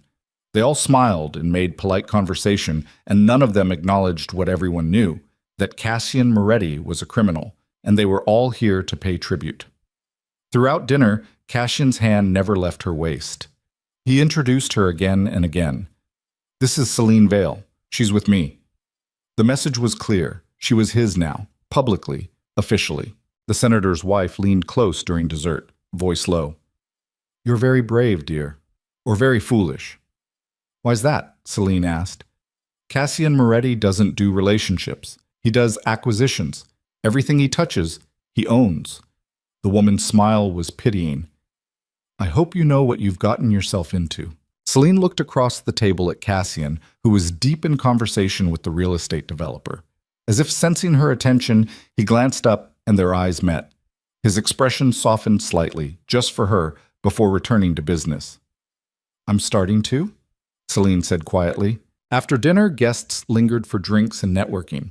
Celine played her part perfectly, smiling, making conversation, saying nothing of substance. She'd learned from the best, after all. Cassian had taught her well. Around midnight, she stepped out onto the balcony for air. The garden stretched out below, dark and manicured, everything in its place. She heard the door open behind her, knew without looking who it was. "Tired?" Cassian asked, moving to stand beside her. "Exhausted. How do you do this all the time?" "Practice. And the knowledge that if I don't, the whole empire falls apart." He leaned against the railing, looking out at the darkness. "But it gets easier, eventually." "Does it?" "No," I lied. He glanced at her, almost smiling. "It never gets easier. You just get better at pretending." They stood in comfortable silence, the party noise muted through the glass doors. Celine realized this was the most honest conversation they'd had. No games, no power plays, just two people who were tired of performing. "I'm going to ask you something," Cassian said finally. and I want the truth. Okay. Do you regret it? Signing the contracts, coming here, all of it. All. She thought about her mother, alive and improving. Thought about the poverty and desperation she'd escaped. But she also thought about Marco, wherever his body ended up. Thought about the person she was becoming, hard and complicit and capable of things that would have horrified her 6 weeks ago. Sometimes, she admitted. But then I remember the alternative, and the regret fades. That's honest. He turned to face her fully. I need to tell you something about what happens next. What do you mean? This, us, it's not casual for me. I don't do casual. His eyes were intense in the dim light. When I want something, I keep it. And I want you, Celine, not just as an employee or an asset, as mine, completely. Her heart hammered. Cassian, I know you don't feel the same way yet. That's fine. But I'm giving you fair warning. I'm not letting you go, ever. So if you have any thoughts about leaving once your mother's better, forget them. You're mine now. It should have terrified her, should have sent her running. Instead, she felt something close to relief, because at least it was honest. At least he wasn't pretending this was anything other than possession. And if I said no, if I told you I'd never be yours, I'd say you're lying. He moved closer, crowding her against the railing. I can see it, Celine. The way you look at me, the way you kissed me. You want this as much as I do. You're just too scared to admit it. He was close enough now that she could feel his heat, smell his cologne, see the pulse beating in his throat. And he was right. She did want him, despite everything, despite all the logical reasons why she shouldn't. You're impossible, she whispered. I know. He leaned in, lips brushing her ear. But I'm yours anyway. Then he kissed her, deep and claiming, and she kissed him back because denying it was pointless. She was falling, had been falling since that first night, and there was no one to catch her but the man who'd pushed her over the edge in the first place. When they finally broke apart, Cassian's eyes were dark with promise. Come to my room tonight. That's a bad idea. Probably. His thumb traced her lower lip. Do it anyway. She knew she should refuse. Knew that sleeping with him would cement this connection, would make leaving impossible, even if she found the courage to try. But she was so tired of being alone, so desperate for something that felt real, that she nodded. Okay? His smile was pure triumph. Midnight. Don't make me wait. He went back inside, leaving her on the balcony with her racing heart and the terrible certainty that she'd just crossed a line she could never uncross. At 1:45, Celine stood outside Cassian's bedroom door, hand raised to knock, trying to convince herself to walk away. This was insane. Dangerous. Every therapist in the world would tell her to run.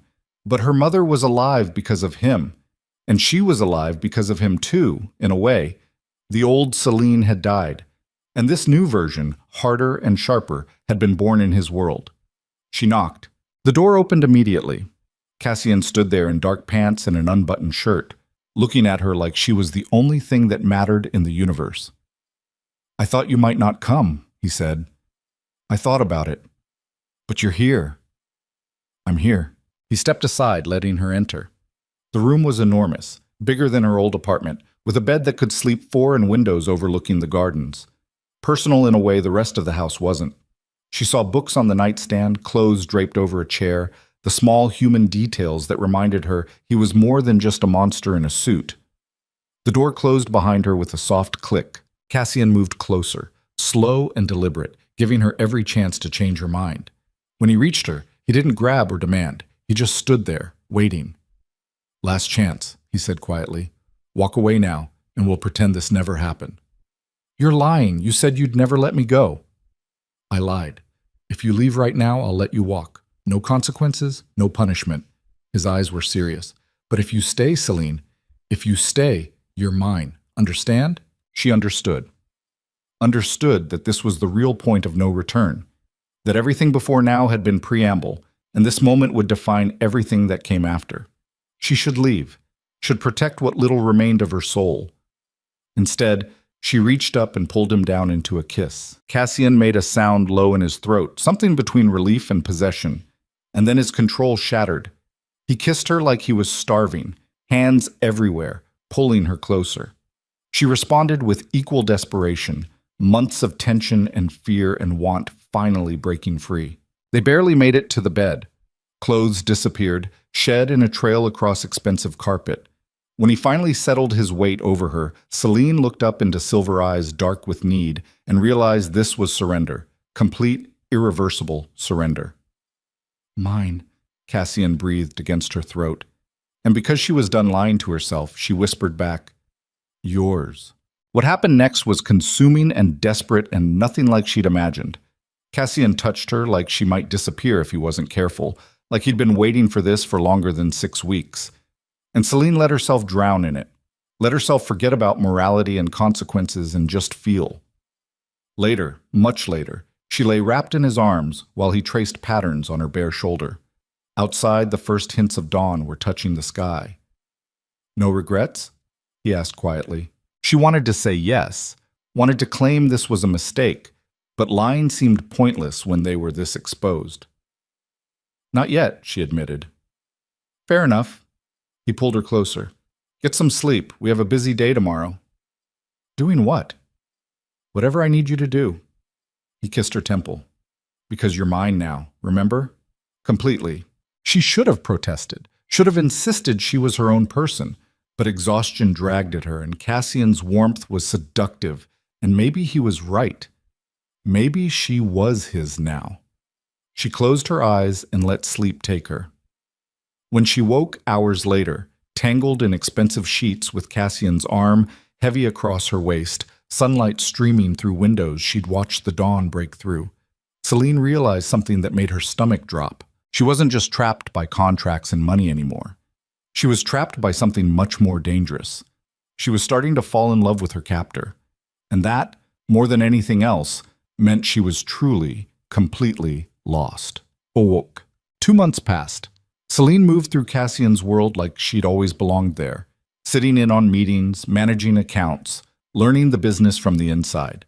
She visited her mother every afternoon, watched Catherine's health improve day by day, and tried not to think about the cost. At night, she went to Cassian's bed. Always his room, never hers. Like even in this, he needed to maintain control. And she let him, because fighting felt exhausting and being held felt good, and somewhere along the way, she'd stopped counting the compromises. Her mother noticed the change. You look different, Catherine said one afternoon. Healthier, less scared. The job's gotten easier. Is that all? Celine wanted to lie, but her mother's gaze was too knowing. I'm seeing someone. The Moretti boy? How did you...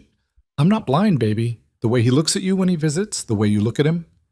Catherine's smile was sad. He's dangerous. I know. But you love him anyway. Celine opened her mouth to deny it, but the words stuck. Because it was true. Somewhere between the blackmail and the murder and the late nights in his bed, she'd fallen for Cassian Moretti. Not despite his darkness, but because of the glimpses of humanity underneath, the way he remembered her coffee order, the gentleness he showed when he thought no one was watching, the vulnerability he only ever showed her. I'm trying not to, she said finally. That's not how love works. Catherine squeezed her hand. Just be careful. Men like him, they don't know how to love without destroying. Her mother was right, but by then it was too late to be careful. The night everything changed started like any other. Celine was in Cassian's study, working through shipping manifests when he walked in looking troubled. We need to talk, he said, closing the door behind him. She set down her pen. What's wrong? How do you feel about children? The question came out of nowhere, stealing her breath. What? Children. Do you want them? He moved to the bar, poured himself a drink. Eventually, not now. I haven't really thought about it. Why? Because I have. He turned to face her, expression unreadable. I'm building an empire, Celine. When I die, it needs to go to someone. Family. Blood. Understanding crept in slowly, cold and horrifying. You want me to have your child? Eventually, yes. He said it like it was reasonable, like he was discussing a business merger. Not right now, but in a year or two, once things are more stable. Once... You're insane. I'm practical. You're talking about me like I'm breeding stock. I'm talking about our future. He set down his glass and crossed to her. We're together, Celine. We have been for months. This is the logical next step. The logical next step is asking, not commanding. She stood, backing away. You can't just decide I'm going to have your baby. Why not? You're mine. We've established that. Having children is what people do when they're building a life together. Normal people, people who got together normally, who weren't forced. Don't. His voice went cold. Don't pretend you were forced into my bed. You came willingly. You stay willingly. You love me willingly. The truth of it hit her like a slap. He was right. She did love him, and that love had made her blind to how completely he'd consumed her. I need time, she said, voice shaking, to think about this. You have until next month. That's not enough. It'll have to be. He moved closer, backing her against the desk. I've been patient, Celine. I've given you time to adjust, to accept this life. But I'm done waiting. We're moving forward, together, the way I always intended. And if I refuse? His eyes went flat. You won't. But if I did, then we'd have a problem. He leaned in, close enough that she could feel his breath on her face. But you're smarter than that. You know what's at stake. Your mother's health, your position here, us. You wouldn't throw all that away over something that's inevitable anyway. The casual cruelty of it, the assumption that she'd bend, that she'd give him anything he wanted because he'd already taken everything else, made something inside her snap. Get away from me, she said quietly. Celine, get away. He studied her face, then stepped back. You're upset. That's understandable. We'll discuss this tomorrow when you've calmed down. There's nothing to discuss. I'm not having your child just because you decided it's time. That's not how this works. Actually, his smile was sharp. That's exactly how this works. You're mine, remember? Everything about you belongs to me, including your future, including any children we might have. You're out of your mind. Maybe, but I'm also the man keeping your mother alive. Don't forget that. The threat hung in the air between them, explicit, finally. Do what I want, or Catherine dies. Celine felt something inside her chest crack. I hate you. You've said that before. You didn't mean it then either. He moved to the door, paused. Get some rest. We'll talk tomorrow. He left her standing there, shaking with fury and fear and the terrible knowledge that he was probably right, that she'd do exactly what he wanted, because the alternative was unthinkable. That night, Celine didn't go to his room. She stayed in her suite, door locked, trying to figure out how she'd ended up here. How she'd gone from cleaning floors to being trapped in a gilded cage, in love with her captor, expected to bear his children whether she wanted to or not. Her phone buzzed. Cassian. Come to bed. She ignored it. Another text. Don't make me come get you. She turned off her phone. For 3 days, she avoided him. Skipped meetings, ate in her room, spent all her time at the hospital with her mother. Catherine was in remission now, officially, the cancer beaten back. Mission accomplished, goal achieved, except the price kept going up. On the 4th day, Cassian cornered her in the hallway. We need to talk, he said, voice dangerous. I don't want to talk to you. I don't care. He grabbed her arm, not painful but firm, and steered her into a nearby room. It was a sitting room, unused, dust covers over the furniture. He closed the door and leaned against it, blocking her exit. You're avoiding me. Congratulations on noticing. This is childish. So is demanding I have your baby like I'm property. You are property. The words exploded out of him, raw and furious. That's the deal, Celine. You signed the contracts. You took the money. You slept in my bed and let me... He stopped, visibly collecting himself. You don't get to back out now just because you're scared. I'm not scared. I'm angry. There's a difference. Fine. Be angry, but don't punish me for wanting a future with you. He pushed off the door, moving closer. I love you. Do you understand that? I love you. And people who love each other build lives together, have families. The confession should have softened her. Instead, it made everything worse. That's not love, she said quietly. Love doesn't trap people, doesn't threaten them, doesn't demand they give up control of their own bodies. Then what would you call it? Obsession, possession, control. She met his eyes. You don't love me, Cassian. You own me. There's a difference. Something in his expression crumbled. For a moment, he looked young and lost, the boy beneath the monster showing through. Is that really what you think? He asked. After everything? Yes. He stared at her for a long moment, then turned and walked out without another word. Celine stood alone in the dusty sitting room and wondered if she'd just made a terrible mistake, or the first honest choice she'd made in months. That night, her phone rang. Unknown number. She answered without thinking. Miss Vale? A woman's voice, professional. This is Mount Sinai. Your mother's had a complication. You need to come right away. The bottom dropped out of Celine's world. What kind of complication? The doctor will explain. Please, just come. She ran. Through the house, out to where the cars were kept, finding Victor already waiting like he'd known she'd need him. The drive to the hospital felt endless.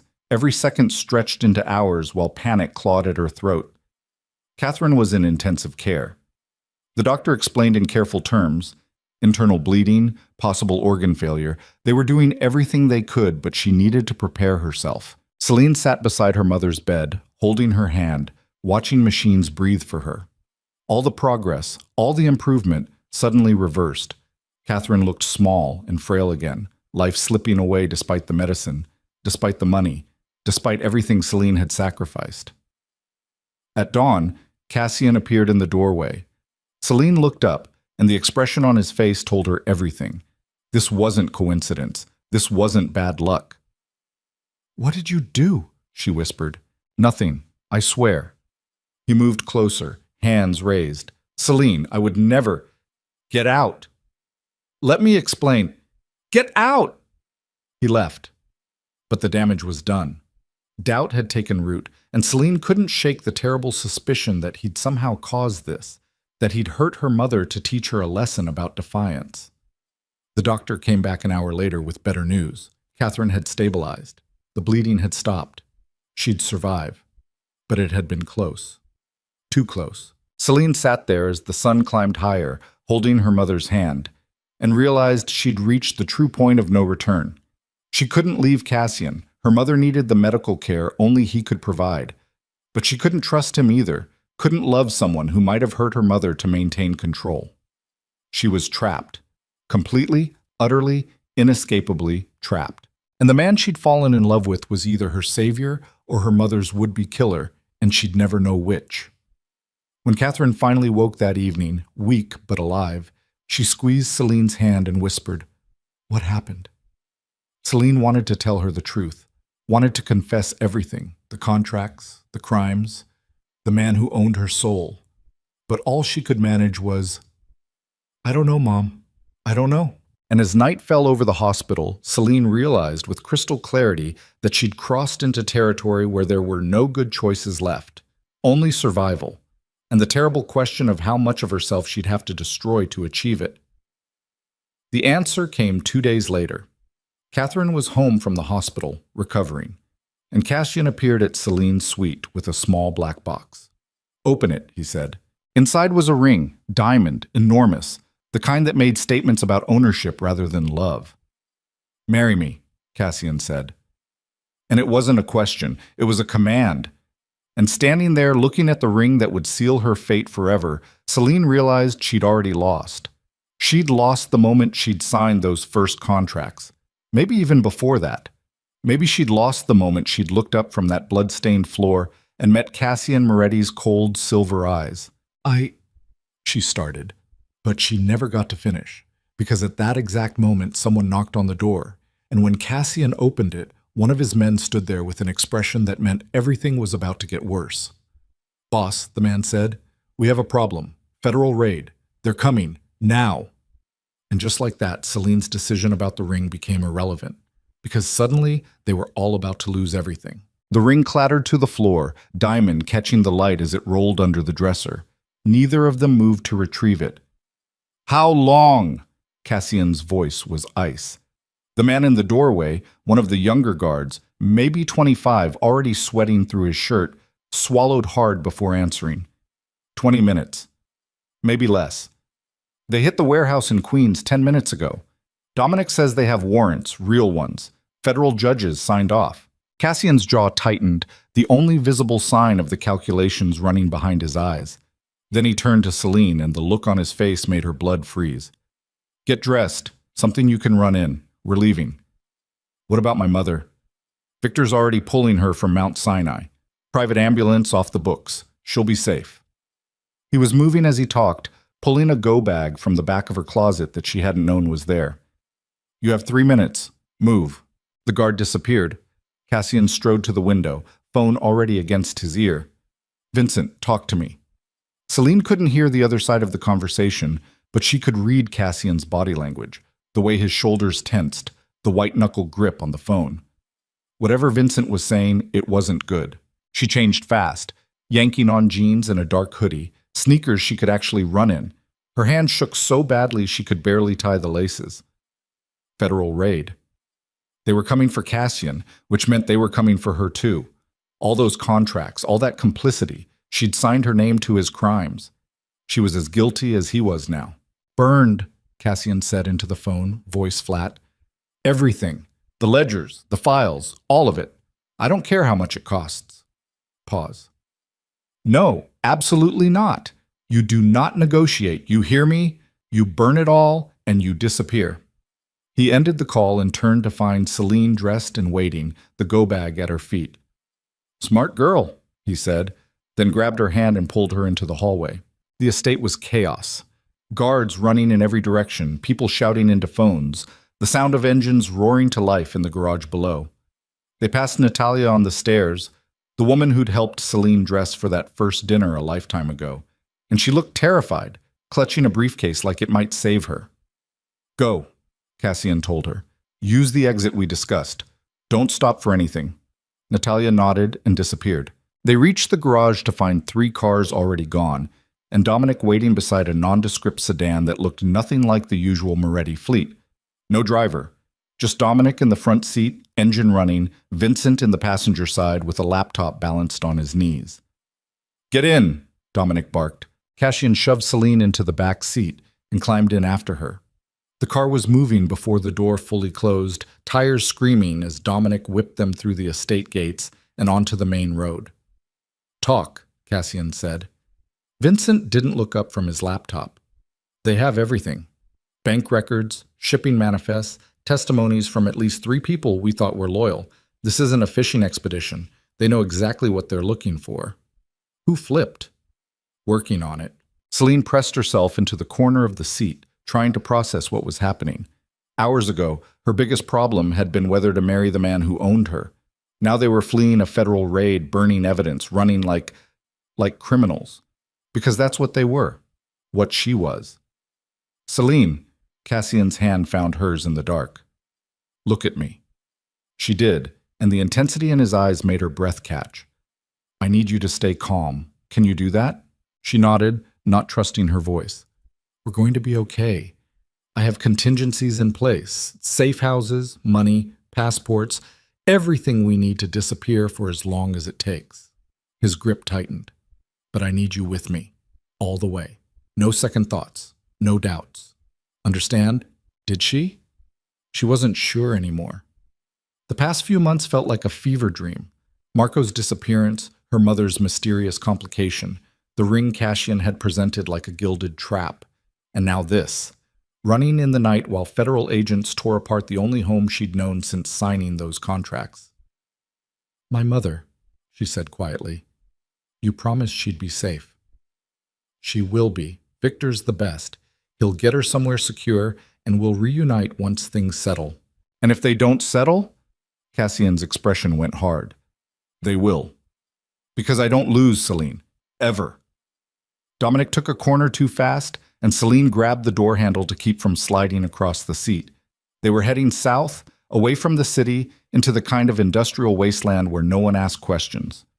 Warehouses and abandoned factories, graffiti-covered walls, the American dream's corpse left to rot. Vincent finally looked up from his laptop. Found him. The temperature in this car dropped 20 degrees. Who? Cassian's voice was deadly quiet. Marco's younger brother, Tony. He made a deal 6 weeks ago. Witness protection in exchange for testimony about the organization's structure, financials, everything. Vincent turned the laptop to show them a scanned document. Witness cooperation agreement, Department of Justice letterhead, official stamps. He's been wearing a wire for 8 weeks. 8 weeks! Selene's mind raced back through recent memory. 8 weeks ago, Marco had just disappeared. His brother would have been angry, looking for answers, vulnerable to federal pressure, and they'd given him exactly what he needed to destroy them. Tony was at the warehouse meeting last week, Dominic said, knuckles white on the steering wheel. The one about the new distribution routes. He heard everything. Cassian said nothing, just stared at the laptop screen with an expression so cold it made Selene shiver. Then, very calmly, he pulled out his phone and made a call. I need an address, he said when someone answered. Tony Marco. Last known location, family, associates, everything. You have 10 minutes. He hung up. Boss, Vincent said carefully, if he's in witness protection, he's untouchable. Federal marshals will have him locked down tight. I don't care. Cassian, I don't care. Each word sharp as broken glass. He betrayed this family. He put all of us at risk. He endangered. His eyes flicked to Selene, then away. Find him. I'll handle the rest. They drove in silence after that. Selene watched the city disappear behind them, replaced by darkness and the occasional streetlight. Her phone buzzed, probably her mother wondering where she was. But Cassian plucked it from her hand and powered it down before she could check. No phones. They can track those. He pulled out a different device, something that looked military grade. Use this if you need to make calls. Encrypted. She took it numbly. Everything was happening too fast. This morning she'd been worried about a proposal. Now she was fleeing federal authorities with a man who was planning revenge on a witness. Where are we going? She asked. Safe house, 2 hours north, off the grid, no paper trail. Cassian was scrolling through his own encrypted phone, jaw tight. We'll stay there until I know more about the investigation's scope. And then? Then we decide whether to run or fight. The safe house turned out to be a cabin in the woods, the kind of place that looked abandoned until you got close enough to see the security cameras hidden in the trees and the reinforced door that probably cost more than the structure itself. Dominic parked behind the building, out of sight from the road, and they all climbed out into air that smelled like pine and rot. Inside was surprisingly comfortable. Furniture that didn't look like it came from a thrift store, a kitchen stocked with non-perishables, bedrooms upstairs. Someone had prepared for this possibility. Probably Cassian, always 10 steps ahead. Dominic, perimeter check, Cassian said, already moving through the space like he'd been here before.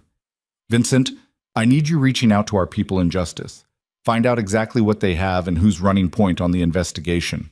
Both men moved to comply, leaving Selene standing in the main room holding her go-bag and trying to figure out how this had become her life. Cassian disappeared upstairs, came back down with blankets and pillows. You should rest. It's going to be a long few days. I can't sleep. Try anyway.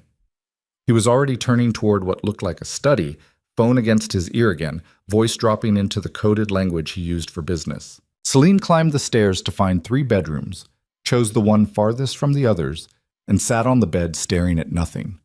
Through the thin walls, she could hear Cassian's voice, steady and controlled, making call after call. Organizing, planning, doing whatever it took to maintain control even as his empire crumbled. She must have dozed eventually, because the next thing she knew, dawn light was seeping through the curtains and someone was knocking softly on her door. Come in. Vincent entered, looking exhausted, still holding that laptop. Cassian wants you downstairs. They'd gathered around a table in what passed for a dining room. Dominic stood by the window, keeping watch. Cassian sat at the head of the table, papers spread in front of him, and when Selene entered, his eyes tracked her movement with that same possessive intensity. Sit, he said. She sat. We have a problem, Cassian started, pushing a document toward her. Tony Marco didn't just give them financial records, he gave them you. Selene's blood went cold. What? Your name is all over the federal complaint. They know about the contracts, the work you did auditing Marco's books, everything. His finger tapped a highlighted section. They're calling you an accomplice. Conspiracy, money laundering, accessory to murder. You're facing 30 years minimum if they catch you. The room spun. She grabbed the edge of the table to steady herself. But I didn't know. Doesn't matter. You signed the contracts. You worked for the organization. You found evidence that led to a man's death. Cassian's voice was matter-of-fact, delivering nightmare fuel like weather reports. In the eyes of the law, you're as guilty as I am. No. The word came out strangled. No, this can't. I was just trying to save my mother. And you did. But this price was higher than you realized. He sat back, watching her. Welcome to consequences, Celine. Vincent cleared his throat. There might be a way out. For her. Cassian's head whipped around. Explain. If she cooperates, testifies against you, they'd probably offer immunity in exchange for testimony about the organization's inner workings. Vincent kept his eyes carefully neutral. She'd walk away clean, new identity, witness protection, the whole package. The suggestion hung in the air like poison gas. Celine looked at Cassian, and for the first time since the raid started, she saw genuine fear in his expression. Not for himself, for what she might choose. You could do it, he said quietly. Testify. Save yourself. I wouldn't blame you. Wouldn't you? No. The lie was obvious in the tension of his jaw. You'd be smart to take the deal. Cut your losses. This was always going to end badly. Dominic shifted by the window but said nothing. Vincent was very carefully studying his laptop screen. Celine's mind raced. Testify against Cassian and she'd be free. New life, new name, safety from prosecution. Her mother would be cared for. Witness protection included family members. They could disappear together, start over somewhere warm and boring, where organized crime was just something on television. All she had to do was destroy the man she'd fallen in love with. What would you testify to? Cassian asked, and there was something broken in his voice now. Everything? Or just enough to satisfy them? Does it matter? Yes. He leaned forward and she saw his hands were shaking. Because if you're going to betray me, Celine, I need to know how completely you're willing to do it. The word betray hit like a physical blow, because that's what it would be. Not justice, not escape. Betrayal of the highest order, using what he'd shared with her, the intimacy and trust, to put him in a cage for the rest of his life. I don't know, she whispered. Yes, you do. He stood, moved around the table until he was standing over her. You're smart enough to have already made the calculation. Your freedom versus my life. That's an easy choice for most people. I'm not most people. No, you're mine. His hand cupped her face, gentle despite everything. Or you were until about 20 seconds ago when you started considering Vincent's suggestion. I didn't. Don't lie. I can see it in your eyes. You're already planning your testimony, already deciding which secrets to sell for your freedom. His thumb brushed her cheekbone. Can't say I blame you. I'd probably do the same thing. Celine jerked away from his touch. You're trying to manipulate me. I'm trying to survive. There's a difference. He turned to Vincent. Set it up. Contact whoever you need to contact. Tell them Celine Vale wants to make a deal. Boss, do it. Vincent hesitated, then nodded and left the room, pulling out his phone. Dominic followed, giving them privacy for whatever came next. Alone, Cassian and Celine stared at each other across the space where their entire relationship had just imploded. You're really going to let me testify, she said. What choice do I have? Chain you in the basement until you agree to stay loyal? His laugh was bitter. I thought about it, but that's not love. That's just ownership. And I'm tired of owning you, Celine. I want you to choose me. You want me to choose prison, to throw away my life for yours. Yes, raw honesty. That's exactly what I want, because I love you, and love is selfish and cruel and it demands sacrifice. That's not love. Then what is? He moved closer, crowding her against the table. Tell me, since you seem to have figured it out, what's love supposed to look like? Comfortable? Safe? Easy? His hands braced on either side of her, caging her in. Love is terrifying. It's giving someone the power to destroy you and trusting they won't. And right now you have that power. You could end me with a phone call. So could you. You could have let my mother die. You could have refused to pay for her treatment when she had that complication. She stopped. The words died in her throat as understanding crashed over her like ice water. Cassian saw it happen, saw the moment she connected the dots. His expression went carefully blank. No, Celine breathed. You didn't. Celine. The complication, the internal bleeding, that wasn't random, was it? Her voice was rising now, panic and fury mixing into something volcanic. You did something. You hurt her to teach me a lesson about defying you. I would never. Liar! The scream tore out of her throat. She shoved him hard, and he stumbled back, more from surprise than force. You hurt my mother because I said no to having your baby. You almost killed her to prove you could. That's not what happened. Then what did happen? She was crying now, angry tears streaming down her face. Tell me the truth. For once in your life, tell me the fucking truth. Cassian's composure cracked. Fine. You want the truth? I had her medication adjusted. Nothing dangerous, just a reaction, enough to scare you, enough to remind you what was at stake. He ran a hand through his hair. But it went wrong. The bleeding was unintended. I swear I never meant for it to get that bad. Celine couldn't breathe. The room was spinning, the floor dropping out from under her. He'd admitted it, actually admitted to hurting her mother, to deliberately causing the complication that had nearly killed her. You're a monster, she whispered. I know. I loved you. I know that too. His eyes were bright with something that might have been tears. And you can hate me for what I did. You should hate me. But don't pretend you're going to testify because of moral principles. If you do it because you're choosing yourself over me. At least be honest about that. The front door slammed. Vincent's voice called out, We have a problem. They both turned as Vincent came running in, laptop abandoned, face white with fear. They found the safe house. I don't know how, but they're coming. We have maybe 10 minutes. That's impossible, Cassian said. This location is compromised. I'm telling you, they're coming. State police, federal agents, the whole convoy.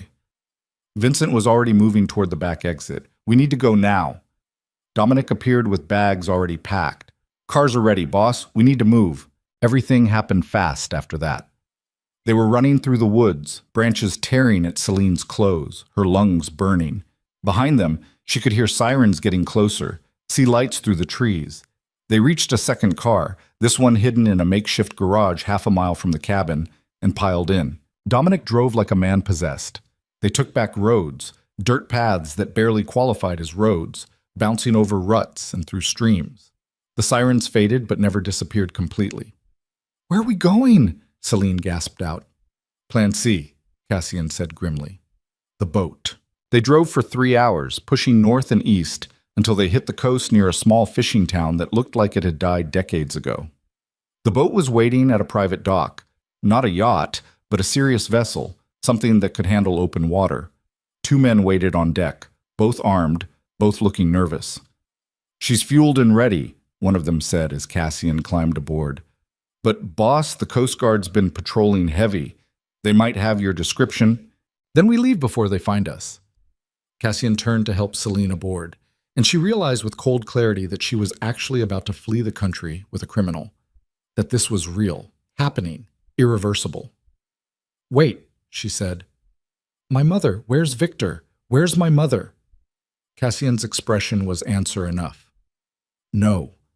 She backed away from his outstretched hand. No, you said she'd be safe. You promised. Victor was intercepted, Vincent said quietly, climbing aboard behind them. Federal agents got to the ambulance before it cleared the city. Your mother's in federal custody now. They're using her as leverage to find you. The world tilted. Celine grabbed the railing to keep from falling. They'll hurt her, she said. If I don't turn myself in, they'll use her medical condition for leverage, Cassian said. But they won't let her die.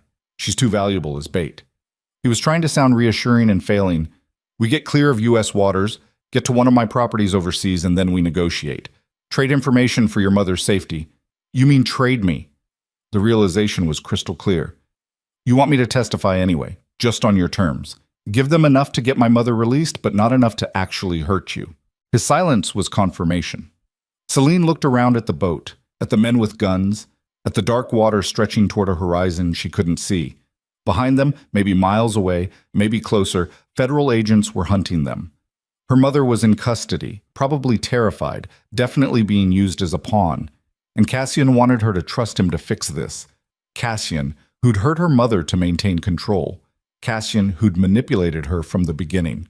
Cassian, who was still trying to own her even as everything burned down. I need a minute, she said. To think. We don't have a minute. Give me a fucking minute, her voice echoed across the dock. Cassian nodded slowly, then gestured for everyone to give them space. The armed men moved to the far end of the boat. Vincent and Dominic climbed back onto the dock. Alone, or as alone as they could be, Cassian and Celine faced each other across a divide that had nothing to do with physical distance. Tell me what you're thinking, he said quietly. I'm thinking that every choice I've made since meeting you has been the wrong one. I'm thinking my mother's in federal custody because I was selfish enough to want her to live. I'm thinking, her voice broke, I'm thinking I can't trust you. Not anymore. Maybe not ever. Fair. That's it? Just fair? What do you want me to say? His hands spread helplessly. That I'm sorry. I am. That I do things differently? I wouldn't. I'd make the same choices again because they kept you alive and close to me. That's all I've ever wanted. You wanted to own me. Yes. And I wanted you to want to be owned. Wanted you to love me enough that the cage felt like home. He took a step closer. But I failed. Because you're standing here looking at me like I'm the enemy, and maybe I always was. Maybe you were right before. Maybe this was never love, just obsession that looked like it from certain angles. Celine felt something inside her chest shatter. Because he was wrong. It had been love, twisted and toxic and born from manipulation, but love nonetheless. She'd fallen for him completely, and that made this so much worse. I have to turn myself in, she said. It's the only way to get my mother released. They'll destroy you. 30 years minimum, Celine. You'll be 50 before you see daylight again. I know. And you're willing to sacrifice your entire life. For my mother? Yes. In a heartbeat. She met his eyes. That's what real love looks like, Cassian. Sacrifice without ownership, giving without taking, everything you never learned how to do. The words hit him like bullets. She watched him absorb each one, saw the way his expression closed off, shutting down whatever vulnerability he'd been showing. Fine, he said flatly. If that's your choice. It is. Then I won't stop you. He pulled out one of the encrypted phones and held it out. Call whoever you need to call. Arrange the surrender. I'll make sure your mother gets the best care while you're... He couldn't finish the sentence. Celine took the phone, their fingers brushing. The contact felt like goodbye. She dialed the number Vincent had found earlier, the FBI field office handling the Moretti case. A woman answered on the second ring. This is Special Agent Sarah Chen. My name is Celine Vale, she said, surprised her voice was steady. I understand you're looking for me. Silence on the other end. Then, Miss Vale, where are you? Somewhere safe, for now. I want to make a deal. She looked at Cassian while she talked. Full immunity in exchange for testimony. And I want my mother released from custody immediately. Those are my terms. I'll need to run this up the chain. You have 2 hours. After that, I disappear, and you'll never find me. She ended the call. Cassian stared at her. You're really doing this? Did you think I wouldn't? I hoped. He moved to the railing, looking out at the dark water. I hoped that when it came down to it, you'd choose me over everything else. Stupid, I know. Narcissistic, definitely. But I hoped, anyway. Celine wanted to hate him. Wanted to feel nothing but contempt for the man who'd trapped and manipulated her. But standing there, watching his shoulders curve inward, seeing the defeat in every line of his body, all she felt was grief. I did love you, she said quietly. For what it's worth. Past tense, noted. Cassian, don't. He turned back to face her. Don't apologize. Don't explain.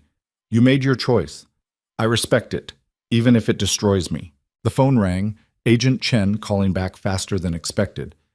We have a deal, she said. Full immunity, your mother released tonight, but we need you to come in now. And Miss Vale, a pause. We know Cassian Moretti is with you. If you bring him in too, we can offer even better terms. Witness protection, new identities for you and your mother, financial support. Celine looked at Cassian. He'd heard every word. The phone's speaker was loud enough that everyone on the boat probably heard. He stood very still, watching her, waiting to see if she'd complete the betrayal. Where do you want me? Celine asked, not breaking eye contact with Cassian. There's a Coast Guard station 20 miles north of your current position. We're sending a helicopter to pick you up. Chen's voice was carefully neutral. Come alone. and we'll process you quickly. Bring Moretti, and we'll make sure your mother has the best medical care money can buy for the rest of her life." It was a good offer. Great offer, actually. Everything she could possibly want. All she had to do was sell out the man she loved. "I'll be there in 30 minutes, Celine said. "Alone." "Miss Vale." She ended the call and powered down the phone. Cassian exhaled slowly. "Thank you." "Don't thank me. I'm still testifying. I'm still going to tell them everything I know. Just not my location. Not where I'm going after you leave." He moved closer. "That's something, at least. It's all you're getting." They stood facing each other on the gently rocking boat, while the crew pretended not to listen, and the night pressed in from all sides. This was goodbye. Real, final, permanent goodbye. "I need you to promise me something," Cassian said. "Whatever they offer you, whatever deals they make, don't let them take away your mother's medical care. Make it ironclad, non-negotiable. That's the one good thing I did in this whole mess, keeping her alive. Don't let them undo it." "I won't. And Celine," his voice cracked, "try not to hate me too much. Some of it was real. Maybe not the beginning, but the middle. The part where I fell for you, that was real." She wanted to say she'd try, wanted to offer comfort, but lies felt wrong now, and the truth was too complicated to voice. Instead, she stood on her toes and kissed him.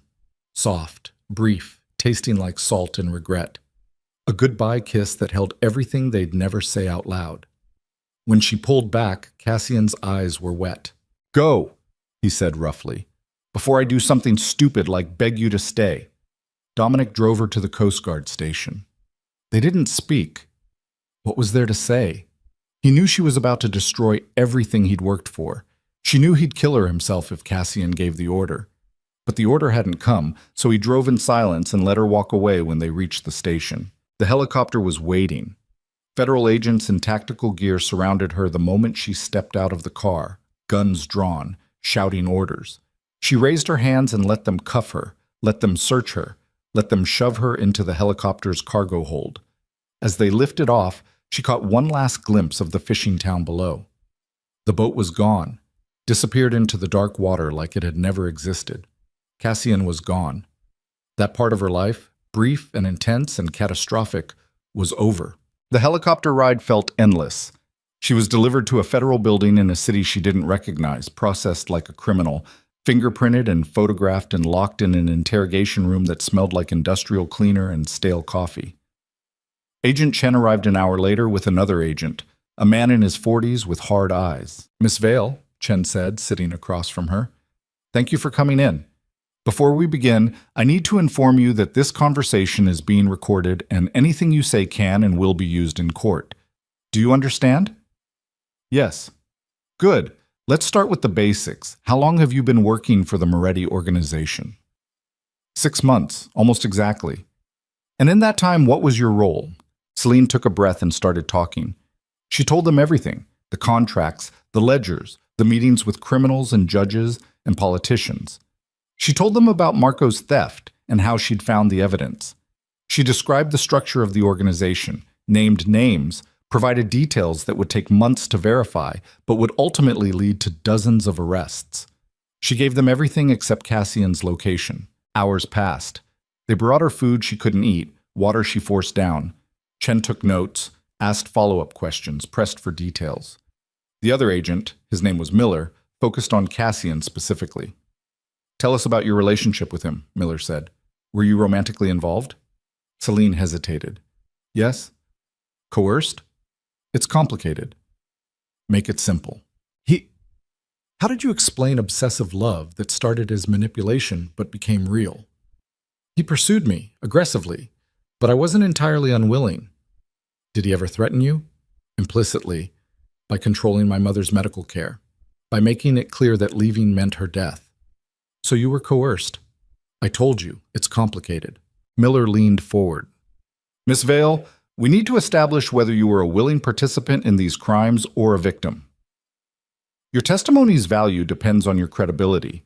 If you were in love with Moretti, cooperating willingly, that makes you look like an accomplice turning on her partner to save herself. But if you were coerced, trapped, forced to participate, that makes you a victim. Which is it? The question hung in the air. Celine realized with cold clarity that they wanted her to paint Cassian as a monster who'd forced her into everything, that her best chance at immunity required her to completely villainize the man she'd loved. And maybe he was a monster. He'd hurt her mother, manipulated her from the beginning, owned her in every way that mattered. But he'd also loved her. In his broken, possessive way, he'd loved her. Both, she said finally. I was coerced, and I loved him. Those things aren't mutually exclusive. Miller and Chen exchanged glances. All right, Chen said. Let's talk about specific incidents, starting with Marco's disappearance. They interrogated her for 12 hours straight. By the end, Celine's voice was hoarse, and her eyes burned with exhaustion. But she'd given them everything they needed to dismantle the Moretti Empire. Arrests would be made. People would go to prison. The organization that Cassian's family had spent generations building would crumble. And it was her fault, her testimony, her betrayal. We'll be in touch, Chen said finally. In the meantime, you'll be placed in protective custody until the trial. For your safety. What about my mother? Already arranged. She was released 2 hours ago and is being transported to a secure medical facility. You'll be able to visit her once we've confirmed there are no immediate threats. Relief flooded through her. Thank you. Don't thank us yet. The trial won't be easy. Moretti's attorneys will tear you apart on the stand. They'll paint you as a liar, a scorned lover, someone who turned on him out of spite. Chen's expression was sympathetic but firm. You'll need to be strong. Celine almost laughed. Strong. She'd forgotten what that felt like. They moved her to a safe house, different from Cassian's, this one sanitized and government-issued. She was given a room with a bed and a window she couldn't open. Guards outside, monitoring equipment she couldn't see but knew was there. She lay on the bed and stared at the ceiling and tried to remember who she'd been before Cassian Moretti. That girl who'd scrubbed floors and dreamed of college and believed in simple things like right and wrong. That girl was gone, dead and buried beneath 6 months of moral compromise. The person lying in this safe house bed was someone else entirely. Someone who'd loved a monster and betrayed him to save herself.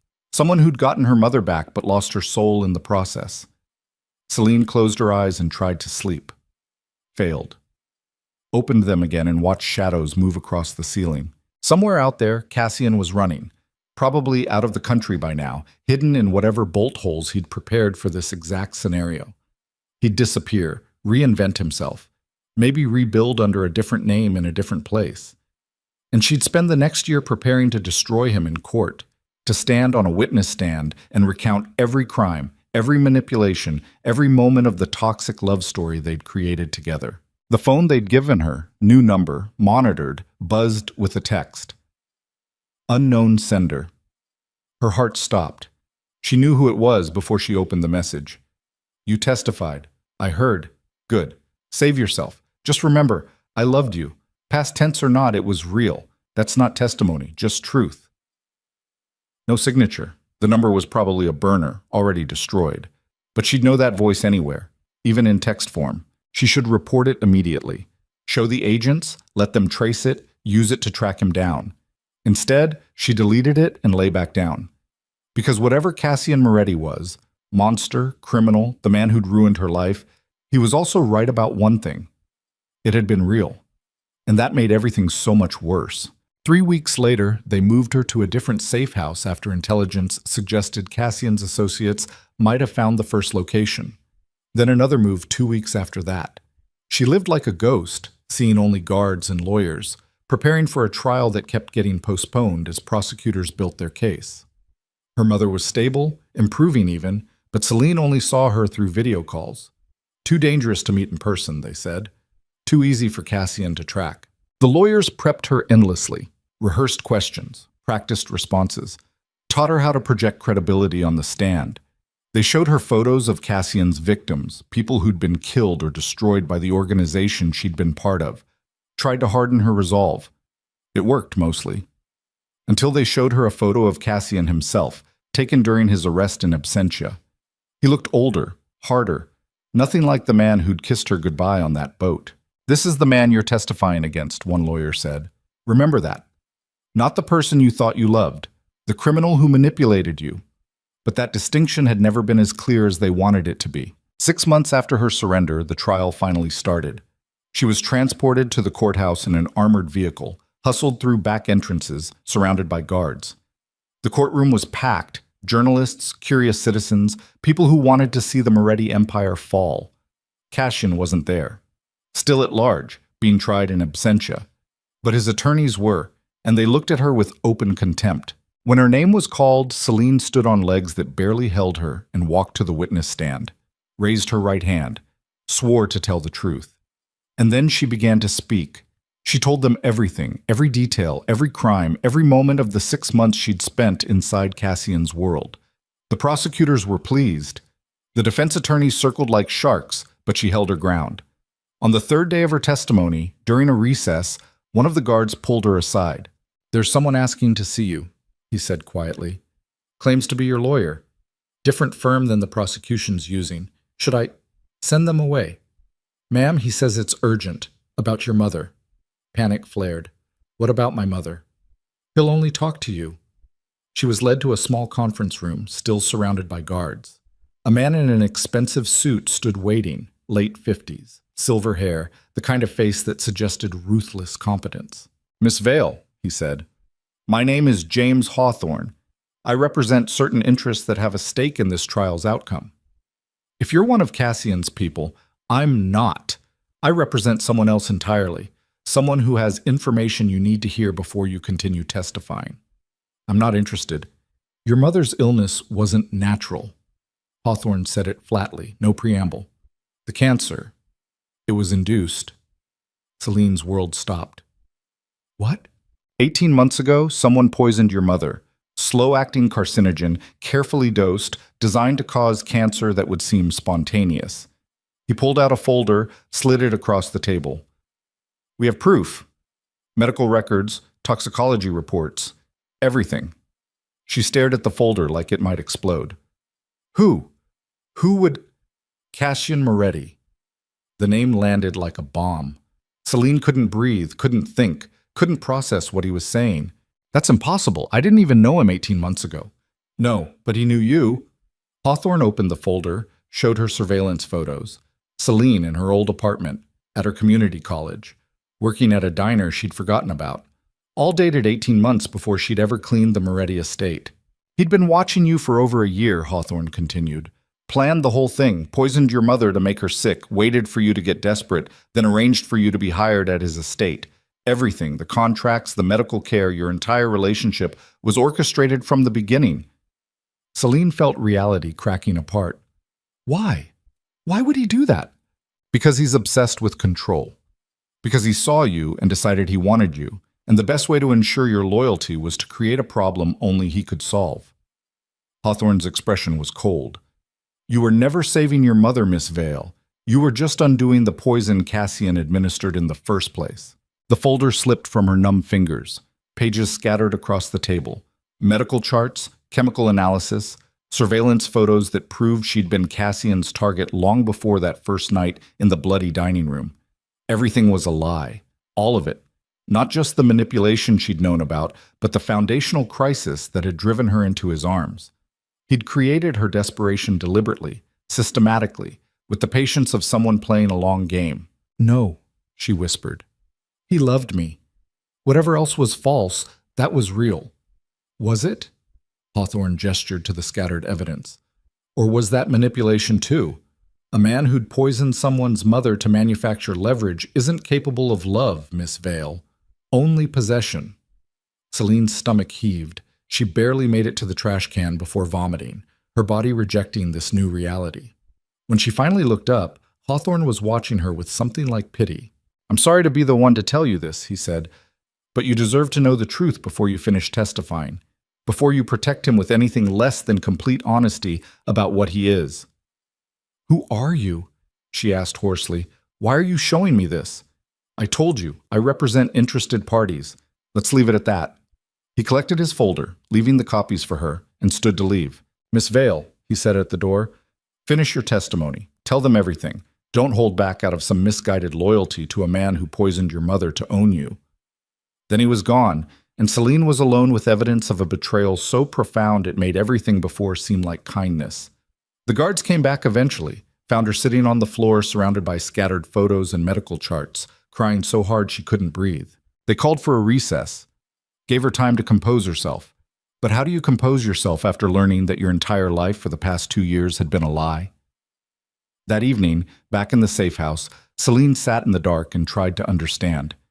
Cassian had poisoned her mother, had watched her suffer and struggle and work herself to death trying to afford treatment, had let it go on for months before swooping in like a savior, and she'd fallen for it, fallen for him, given him her loyalty, her body, her heart. The phone they'd given her sat on the table, monitored and traced. She stared at it for a long time before picking it up and composing a text. Not to anyone the FBI would approve of. To a number she'd memorized but never called. The encrypted phone Cassian had given her that first week, before she'd even understood what she was becoming. She'd turned it over to the FBI, but she remembered the number. "Did you poison my mother?" She hit send before she could stop herself. No response. Of course not. That phone was probably at the bottom of an ocean by now, destroyed along with all evidence of Cassian's careful planning. But 5 minutes later, her phone rang. Unknown number. She answered without thinking. "Hello, Celine?" Cassian's voice, slightly distorted by encryption or distance, but unmistakably him. "I heard you're having a hard time with your testimony." Answer the question. Silence. Long enough that she thought he might just hang up. Then, "Yes." The admission knocked the air from her lungs. "Why?" Her voice broke on the word. "Because I wanted you, and you would never have come to me willingly, so I created circumstances where you had no choice." His voice was calm, matter-of-fact, like he was describing the weather. "I'm not going to apologize, Celine. I did what I had to do to make you mine.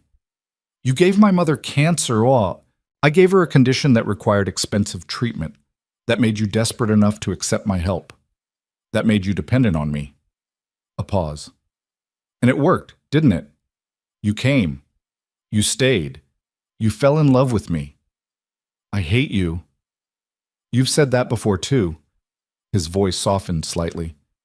"But you're still on the phone, still listening, because part of you needs to understand why I do something so terrible. There is no understanding this." "There is, because you've felt it now. That consuming need to control someone, to own them so completely they can't imagine life without you." His breath caught. "That's what I felt the first time I saw you. Walking to your college, smiling at something on your phone, looking so goddamn beautiful in the afternoon light that I knew I had to have you." Celine was crying again, ugly sobs that made it hard to breathe. "You're sick. I'm in love. There's not much difference." Don't you dare call this love. What else would you call it? I destroyed my own empire for you, burned everything I'd spent my life building because losing you was worse than losing everything else. If that's not love, Celine, then tell me what is." She couldn't answer. Because he was wrong, obviously, toxically wrong. Love didn't poison people's mothers. Love didn't manipulate and control and destroy. But then, what had she felt for him? That desperate, consuming thing that had made her stay despite everything, was that love either, or just another kind of sickness? "I'm going to finish testifying," she said finally. "I'm going to tell them everything, including the poisoning. I know. They'll hunt you forever. You'll never be safe." "I know that too." He sounded tired. "But at least you'll be free.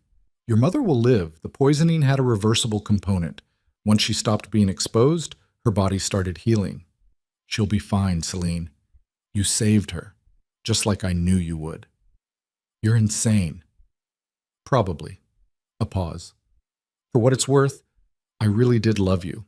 The rest was manipulation, but that part, the falling, the needing, the desperate, consuming want, that was real.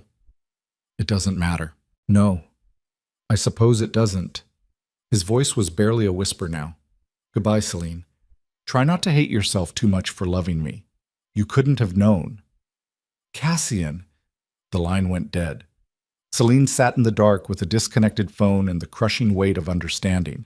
She had loved him, despite everything, because of everything, in the twisted way that trauma bonds look like love from the inside. And he'd loved her too, in the only way he was capable of. Possessive and destructive and poisonous. They'd ruined each other, created something toxic and mistaken it for devotion. The next day, she returned to the stand. The prosecutors asked about her relationship with Cassian, and she told them, all of it. The poisoning, the manipulation, the systematic destruction of her free will disguised as romance. The courtroom erupted. Cassian's attorneys called for a mistrial.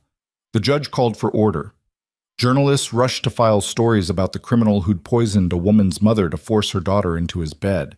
It was a scandal, a nightmare, the kind of story that would be told for years as a cautionary tale.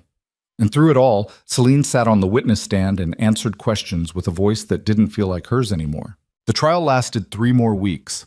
In the end, Cassian was convicted in absentia on 47 counts, including conspiracy, murder, racketeering, and chemical poisoning. Sentenced to multiple life terms he'd never served because he was gone, vanished into whatever hiding places men like him prepared for this exact scenario.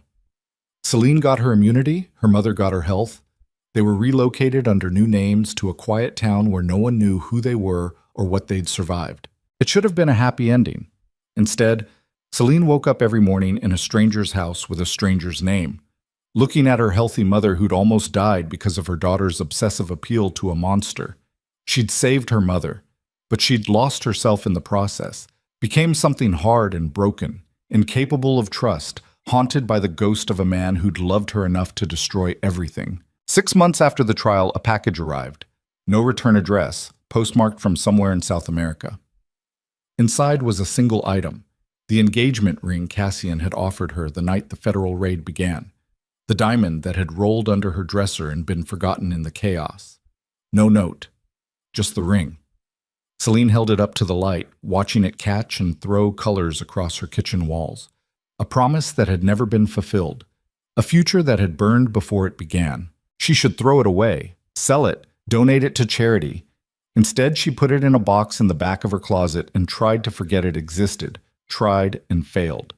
Because some prisons had nothing to do with bars or guards. Some prisons were made of memory and regret, and the terrible knowledge that you'd loved someone who'd destroyed you. And those prisons never set you free, no matter how far you ran. 3 years. That's how long Celine had been living under the name Sarah Mitchell in a town so small it didn't have a Starbucks. 3 years of pretending to be someone else, working at a library, watching her mother tend a garden that bloomed with flowers neither of them could name in their old life. 3 years of lying awake at night, reaching for a phone that didn't exist anymore, almost texting a number she'd memorized but never saved. 3 years of checking over her shoulder every time a black car drove past. The nightmares came less frequently now, only a few times a week instead of nightly. Progress, her mandated therapist said. Healing, she called it. Celine didn't bother correcting her. You couldn't heal from something that had fundamentally altered your DNA. You just learned to function around the damage. It was a Tuesday, boring, ordinary, the kind of day that made her forget she'd ever been anyone else. When Catherine collapsed in the garden, Celine heard the sound from inside.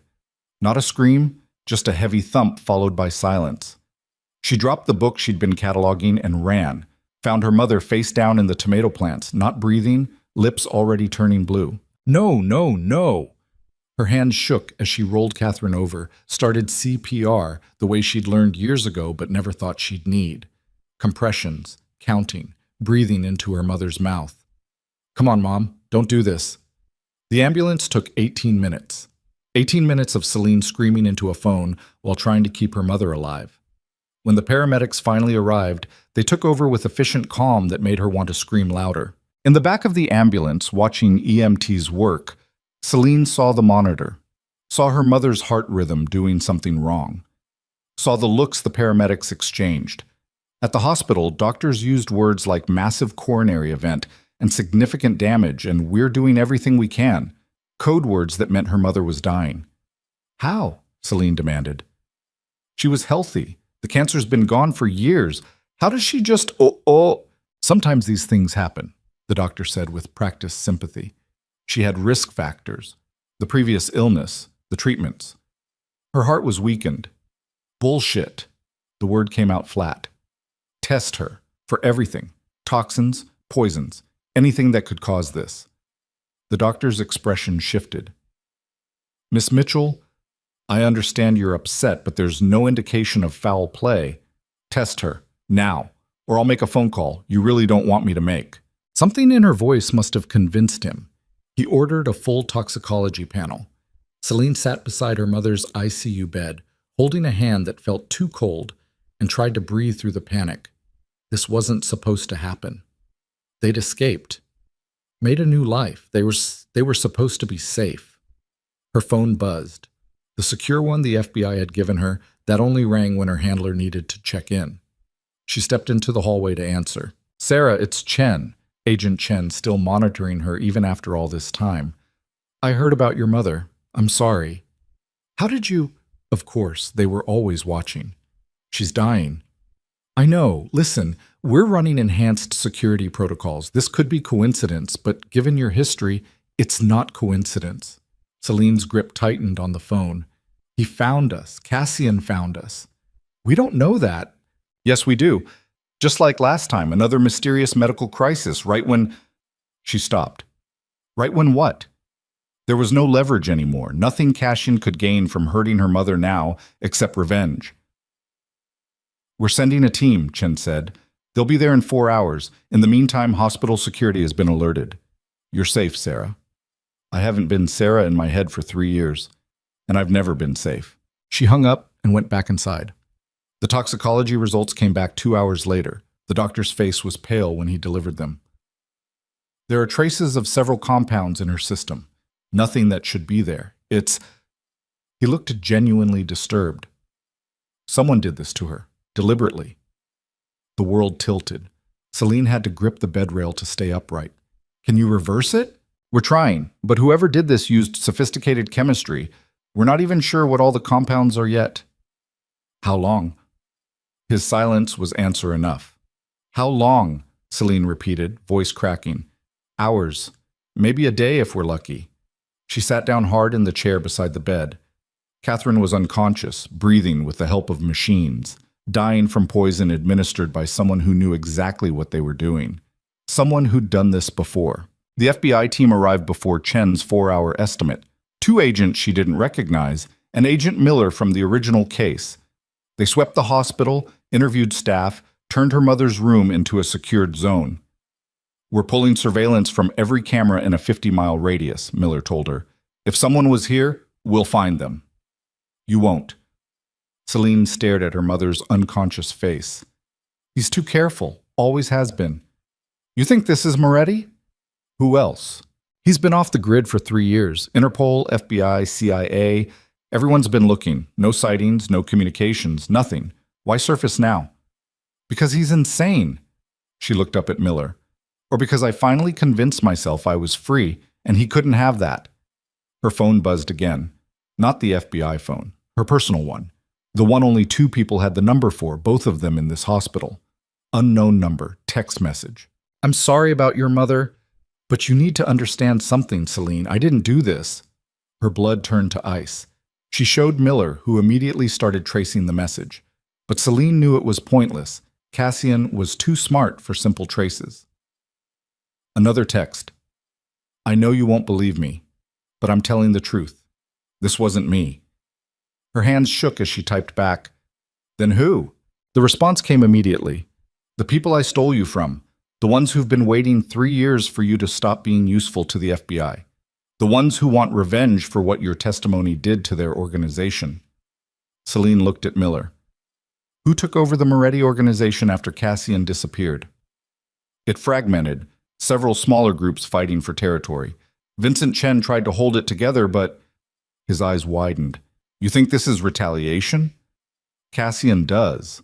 And you believe him? Did she? 3 years ago, she'd learned he poisoned her mother. That everything was manipulation. Why would she believe anything he said now? But something in her gut, that terrible instinct that had kept her alive in his world, said he was telling the truth. Another text. They're coming for you next, tonight. The hospital isn't as secure as your FBI friends think. You need to run, now. Tell me where you are, she typed back. Why? Because if you're telling the truth, if you didn't do this, Then you're the only one who can help me stop them. Long pause. Then, there's a car in the parking garage, level 3, northeast corner, black sedan, keys under the driver's mat. Be there in 10 minutes, alone. Miller was reading over her shoulder. That's a trap. Maybe. Definitely. You can't seriously be considering. My mother is dying from poison administered by someone who knows how we disappeared. Someone with resources and reach and a reason to want me dead. Celine stood. The FBI couldn't keep us safe. What makes you think you can protect me from whatever's coming next? We have protocols. Your protocols didn't prevent this. She grabbed her jacket. I'm going. You leave this hospital, you're on your own. We can't protect you if you run. You can't protect me anyway. She walked out before he could stop her, took the stairs instead of the elevator, moved fast through corridors that suddenly felt too exposed. Every person she passed could be an assassin. Every doctor could be carrying poison instead of medicine. The parking garage was dimly lit, security cameras blinking in corners. Level 3, northeast corner. The black sedan was exactly where Cassian said it would be, unremarkable except for the fact that its existence meant he'd been planning this. Watching. Waiting for the moment she'd need him. Keys under the mat. Engine started smoothly. No bomb. She half expected one. Her phone rang the moment she pulled out of the parking space. Drive north, Cassian's voice said. Stay off highways. I'll guide you. Where am I going? Somewhere safe, or as safe as anywhere can be right now. Why should I trust you? Because 3 years ago, I could have killed your mother at any time. Could have killed you. Could have made your testimony meaningless by eliminating the witness. His voice was steady, matter of fact. But I didn't. Because despite everything you think about me, I loved you. Still do. And that means keeping you alive even when you hate me for it. Celine's throat tightened. You gave her cancer. Yes. And now she's dying anyway. Not if I can help it. Take the next left. She followed his directions through a maze of back roads, watching the rearview mirror for tails. Nothing. Either she'd slipped away clean or whoever was following was better than she could spot. Talk to me, she said. Tell me what's happening. Vincent survived the organization's collapse, built something new from the pieces. Smaller, meaner, more desperate. He blamed you for everything, the testimony, the raids, my disappearance. He's been hunting you for 3 years. Why wait until now? Because you were useful. Your testimony put away dozens of people he considered rivals. Every conviction made him stronger. But now the trials are done. You've served your purpose, and Vincent doesn't leave loose ends. The pieces clicked together with horrible clarity. He poisoned my mother to draw me out, to make me vulnerable. Yes. And when the FBI couldn't save her, when you were desperate and scared, you'd do something stupid. Like meet with me, like leave protective custody. Cassian's voice was grim. You're exactly where he wants you, Celine, exposed and alone. Except I'm not alone, I'm with you. That's what he's counting on. He thinks I'll lead him to you and then he can kill us both. She took a sharp turn, tires squealing. So what's the plan? We disappear. Tonight. New identities, new country, completely off-grid. I have resources Vincent doesn't know about. And my mother? Silence. Cassian. My mother. The poison. There's an antidote. I can get it. But it takes time, and we don't have time. Vincent's people are already moving. Then we make time. Her hands were white-knuckled on the wheel. You don't get to save me and let her die. That's not how this works. Celine, you owe me this after everything you did. Everything you took from me, you owe me her life. His exhale was ragged. Okay, take the next right. We're going to get the antidote first, but after that, we run. No arguments. After that, we'll see. The address he gave her was a warehouse in an industrial district that looked abandoned, but probably wasn't. She parked behind a dumpster and sat with the engine running, every instinct screaming this was a trap. It's clear, Cassian's voice said in her ear. I've been watching for an hour. Come to the side entrance.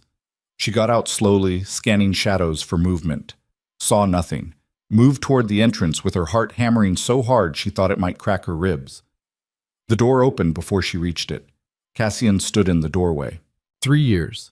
3 years since she'd seen him in person, and he looked different. Thinner, harder. a scar along his jaw that hadn't been there before. His hair was longer, shot through with gray that made him look older than 33, but his eyes, those cold silver eyes, were exactly the same. "Hello, Celine." She couldn't speak, couldn't move. All the things she'd imagined saying if she ever saw him again died in her throat. "We don't have time for this," he said, stepping aside. "Come in, quickly." The warehouse interior was divided into makeshift rooms, living space apparently, because Cassian had been camping here. Supplies stacked against walls, a cot in one corner, weapons on a table that made her stomach turn. "The antidote," she managed. "You said you have it." He moved to a small refrigerator, pulled out a vial of clear liquid. "Synthesized it myself. It'll counteract the compounds Vincent used, but she needs it in the next few hours, or the damage becomes irreversible." Celine reached for it, but he pulled it back. "First, you need to understand what you're walking into. Vincent knows you left the hospital. He's got people everywhere, FBI, hospital staff, local police. The moment you try to go back, they'll be waiting. Then we call Chen, have her team administer it. Chen works for Vincent now." The words hit like a punch. "What?" "She's been on his payroll for 18 months. How do you think Vincent knew where to find you? How he got poison into a secured witness?" Cassian's expression was grim.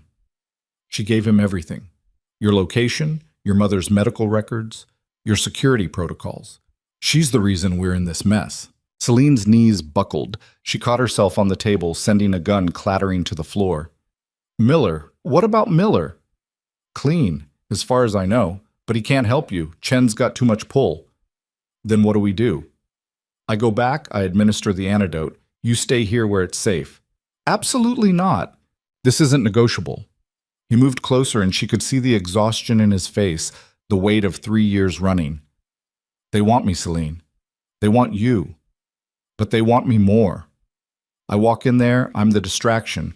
Vincent's people focus on me, Miller gets your mother out, and you disappear before anyone realizes you were never there. That's suicide. That's the only play we have." "No." She grabbed his arm, felt muscle and bone under her fingers, solid and real. "There has to be another way." "There isn't, and we're wasting time arguing about it." He pulled free, started gathering weapons from the table. "Vincent will be at the hospital within the hour. He'll want to be there when they catch you. When they catch us. It's a statement, taking down the man who built the empire and the woman who destroyed it in the same night. So we give him what he wants. We both go in, together." Cassian stopped loading the gun in his hands and looked at her. Really looked at her, the way he used to before everything went to hell. "You really want to do this?" he asked quietly. "Walk back into that world? Risk everything? For my mother?" "Yes." "And for me?" The question hung between them, loaded with 3 years of silence and betrayal and the twisted remains of whatever they'd been to each other. "I don't know," Celine admitted.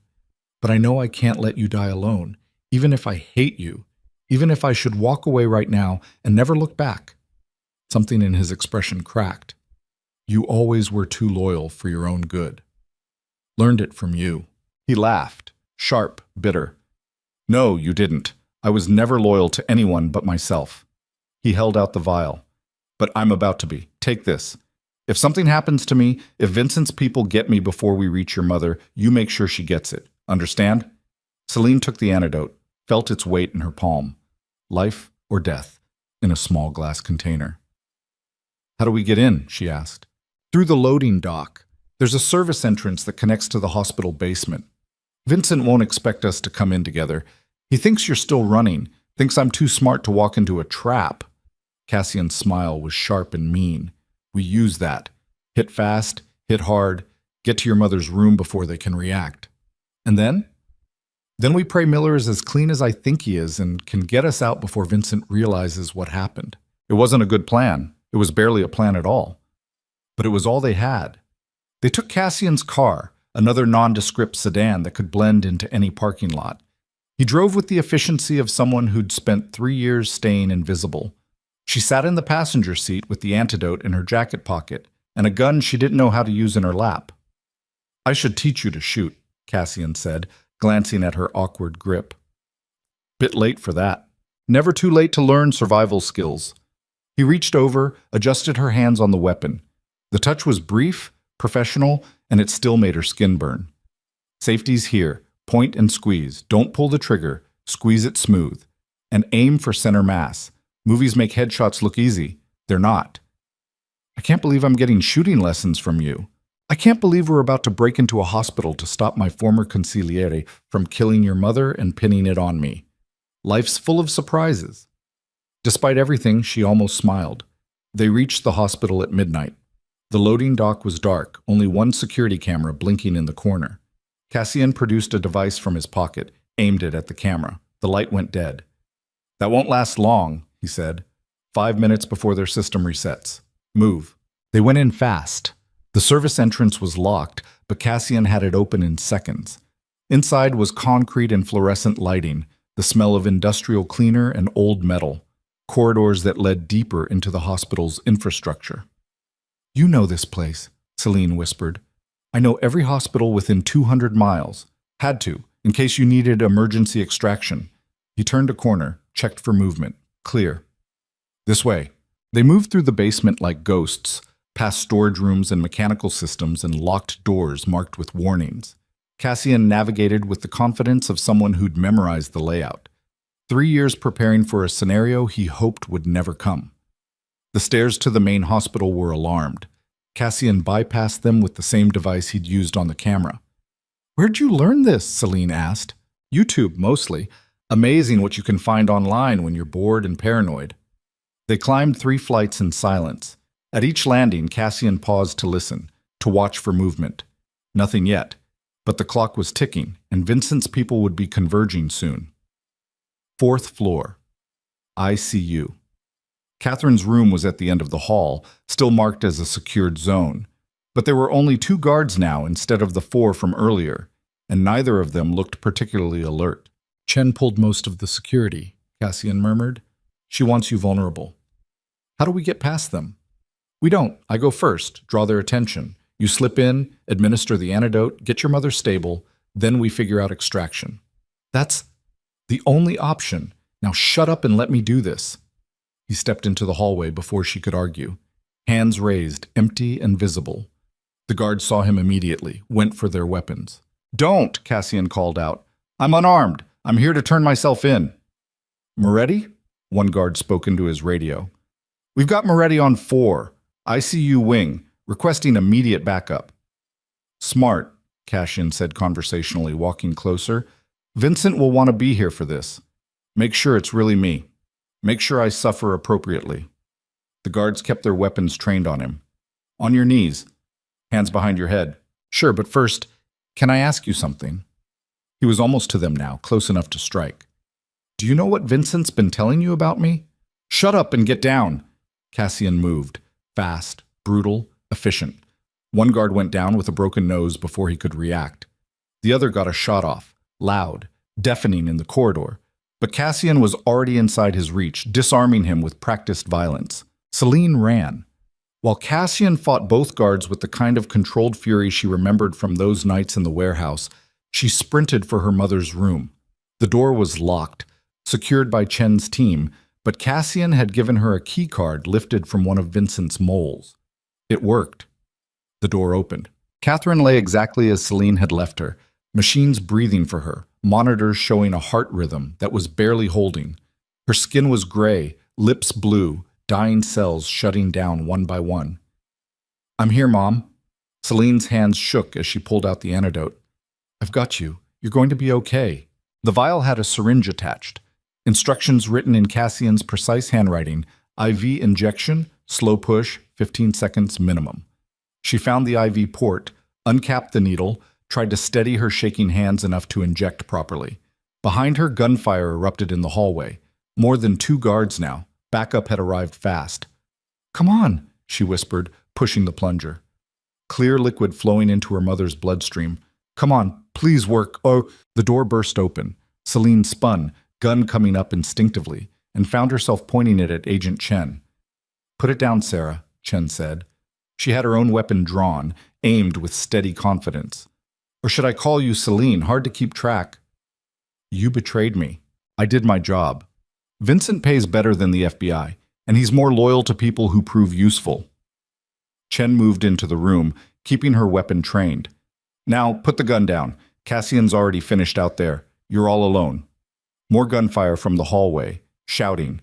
A man's scream cut short. Doesn't sound finished to me, Celine said. Chen's expression flickered. Uncertainty.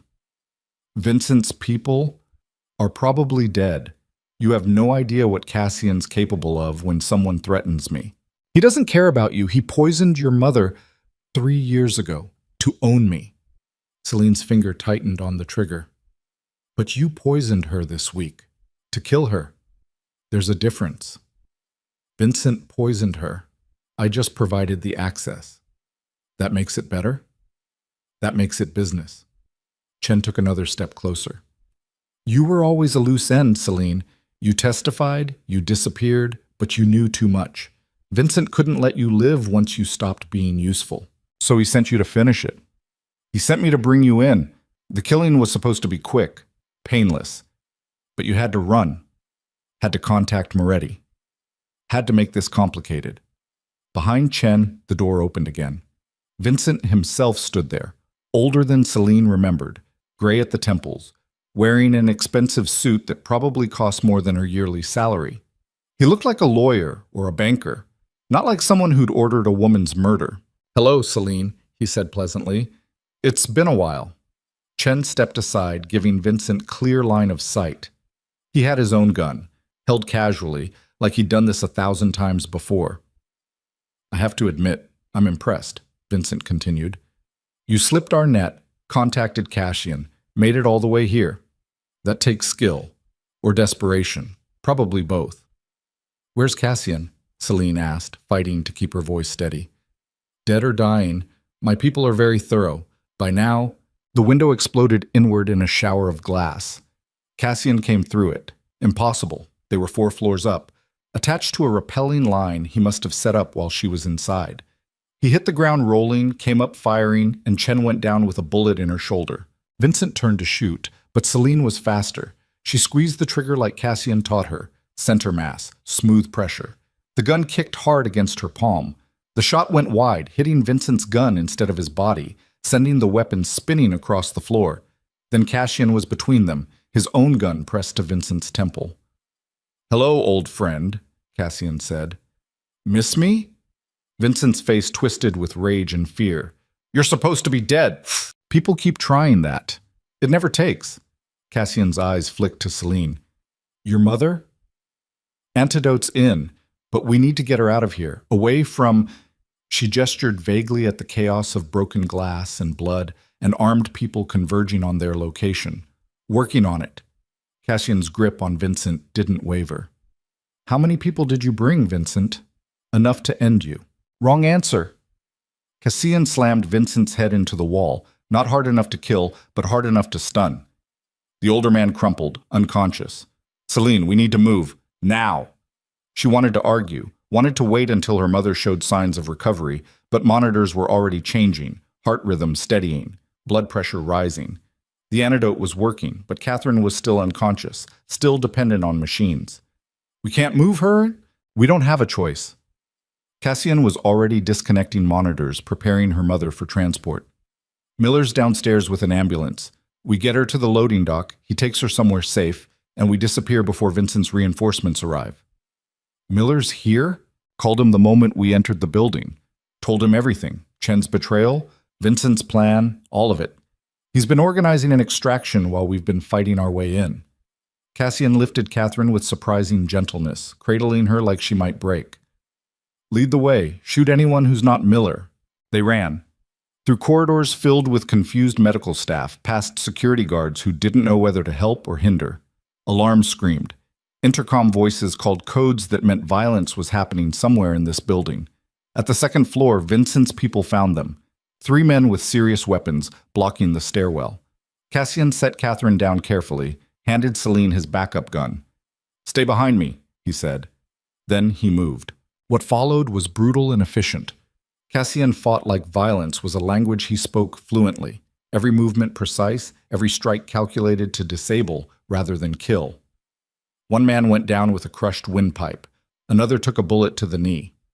The third managed to fire, bullet grazing Cassian's shoulder, but then Cassian had the man's own gun and was using it as a club.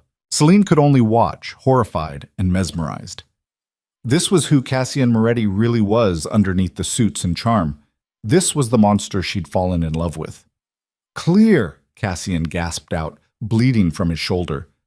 "Go. Basement. Now." They made it to the loading dock through sheer momentum and luck. Miller was there with the ambulance exactly as promised, his face pale but determined. "Get her in," he shouted. "We've got maybe 2 minutes before—" The loading dock doors burst open.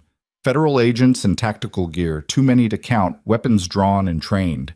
And leading them was someone Celine recognized from years of testimony prep, the assistant director of the FBI, the man who'd overseen her entire case. "Nobody move," he commanded. Cassian froze with Catherine still in his arms. Celine raised her hands, gun still clutched in one fist. Miller looked between them and the tactical team, making calculations that came up empty.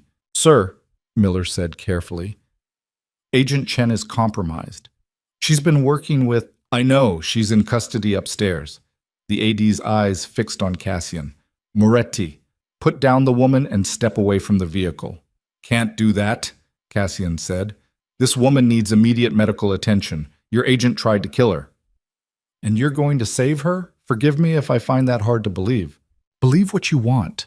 But I'm getting her into this ambulance and we're leaving. You can shoot me after she's safe, but not before." The standoff stretched. 20 guns aimed at 3 people and 1 unconscious woman. The math was brutal. They'd all die here, and Catherine would still end up dead because no one would administer proper care in time. "Let them go," Celine said. Everyone looked at her. "I'll stay," she continued. "I'll cooperate fully, answer every question, testify to everything, including tonight. But they go, her and him." She gestured to her mother and Cassian. "That's my offer."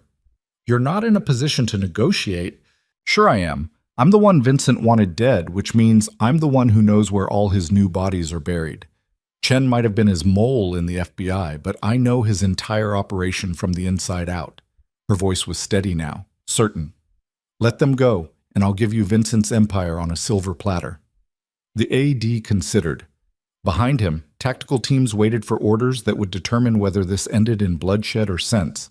"Put the woman in the ambulance," he said finally. "Miller, you transport her to Mount Sinai with full protective detail." "Moretti is gone," Cassian interrupted. He'd already loaded Catherine into the ambulance, was backing toward the vehicle's rear doors. "Tell yourself you couldn't stop me. Tell yourself I overpowered your entire team. I don't care.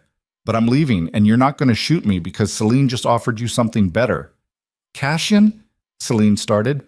"Thank you," he said, meeting her eyes. "For saving her, for—" He stopped, unable to finish. Then, "I loved you. That part was always real." "I know." He climbed into the ambulance beside Catherine. "Miller, drive." Miller hesitated only a second before jumping into the driver's seat. The engine roared to life.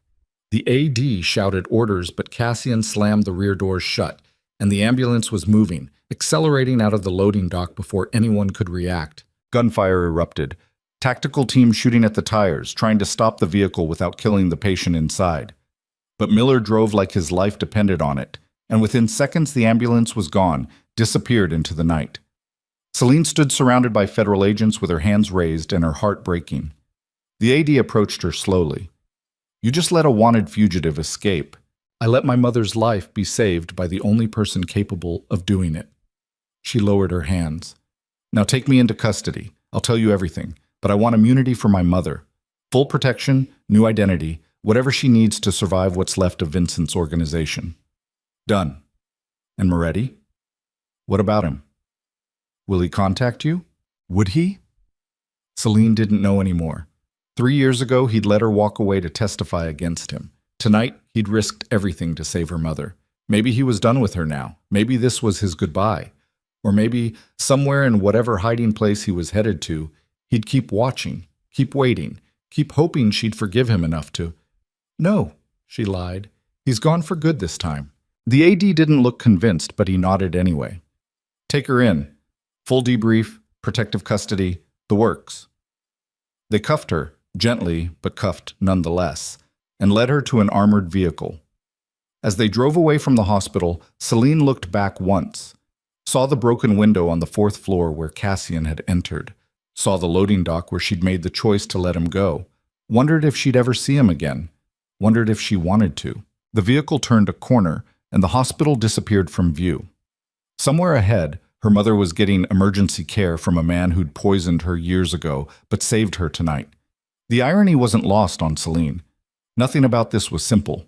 Nothing had ever been simple where Cassian Moretti was concerned. "Where are we going?" she asked the agent beside her. "Secure location. You'll be safe there until we can verify Vincent's arrested and his organization dismantled. And after that, Miss Vale, you get to decide. New identity, fresh start, witness protection if you want it, or..." The agent paused. "Or you could come work for us. We could use someone who understands how these organizations work from the inside. Become an FBI agent. Hunt people like Cassian. Dismantle empires built on blood and fear." There was a certain symmetry to it, the maid who became a criminal becoming the law that prosecuted criminals. "I'll think about it," Celine said, but she was lying again. Because deep down, in the part of herself she tried to ignore, she knew what she really wanted. She wanted to find Cassian, wanted to understand why he kept saving her when she'd destroyed his life, wanted to know if 3 years of running had changed him the way 3 years of hiding had changed her, wanted to see if the twisted thing they'd called love could ever become something real. The vehicle drove through the night toward whatever future the FBI had planned for her, but Celine's mind was elsewhere, tracking an ambulance she'd never see again, following a man she should hate into the darkness he'd disappeared into.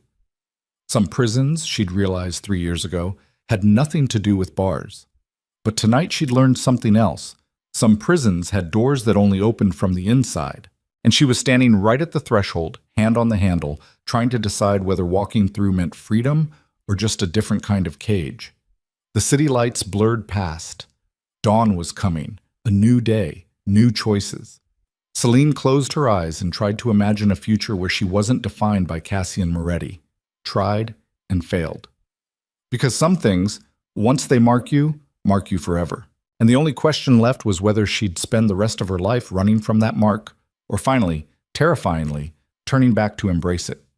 The vehicle turned another corner, and somewhere in the darkness behind them, in an ambulance racing toward an unknown destination, Cassian Moretti held her dying mother's hand and drove toward the one place he'd sworn he'd never go.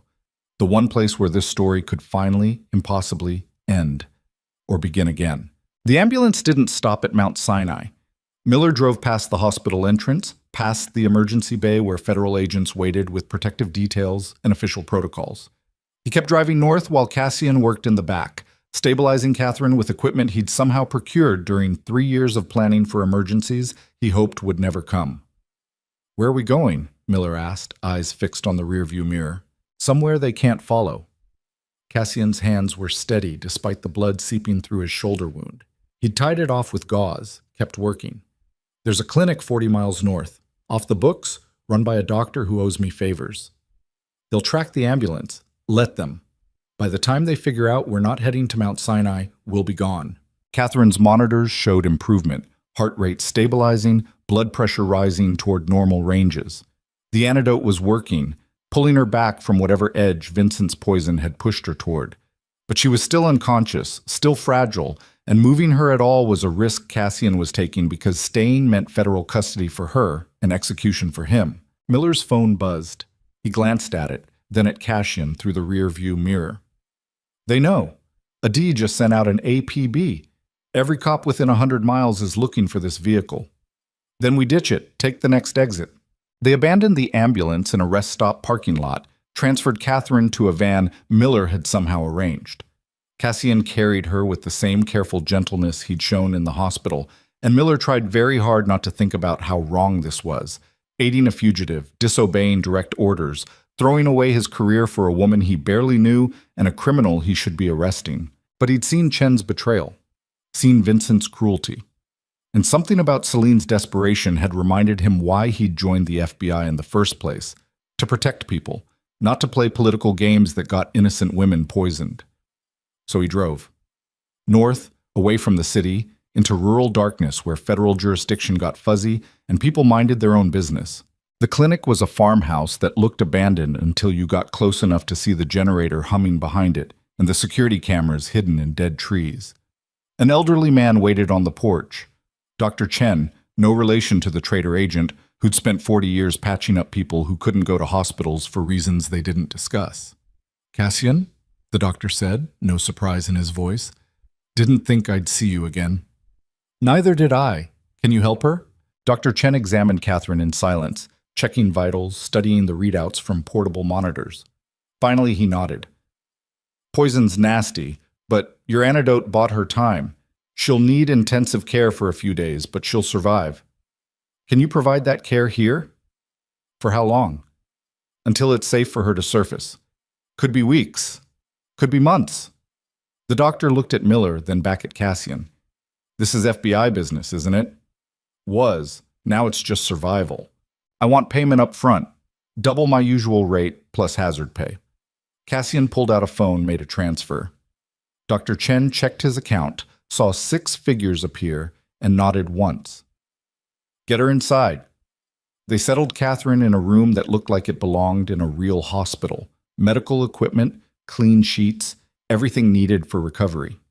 Dr. Chen started an IV, adjusted medications, worked with the efficiency of someone who'd done this 1,000 times before. "She'll sleep for another 12 hours minimum," he said.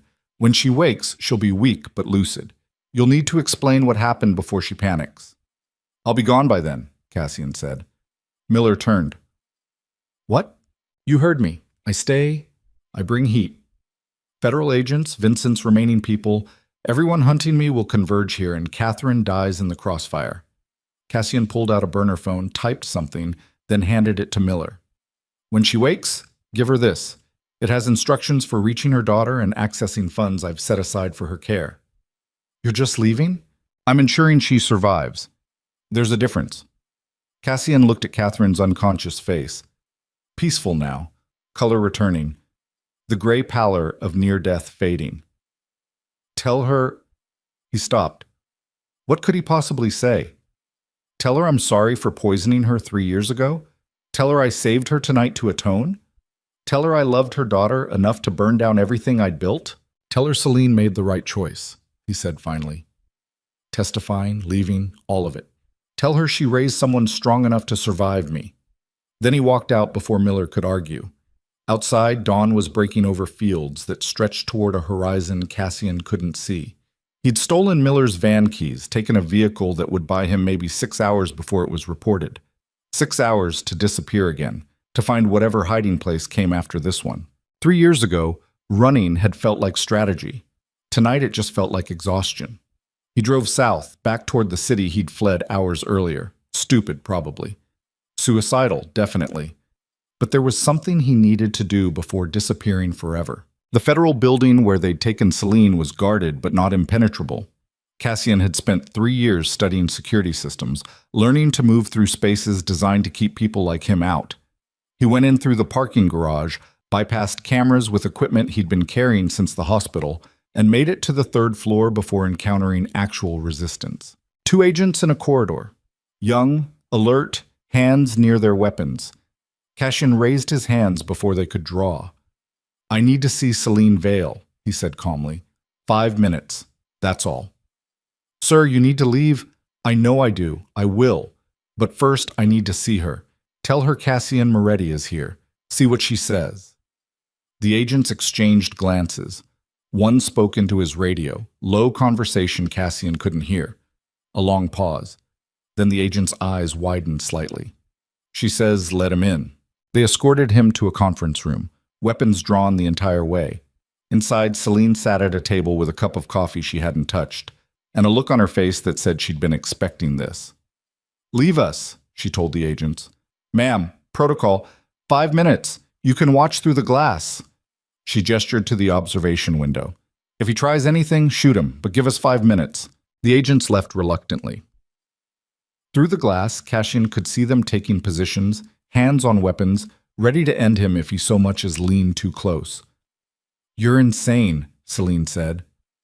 Coming here. I know. They're going to arrest you the moment you step out of this room. I know that too. Then why?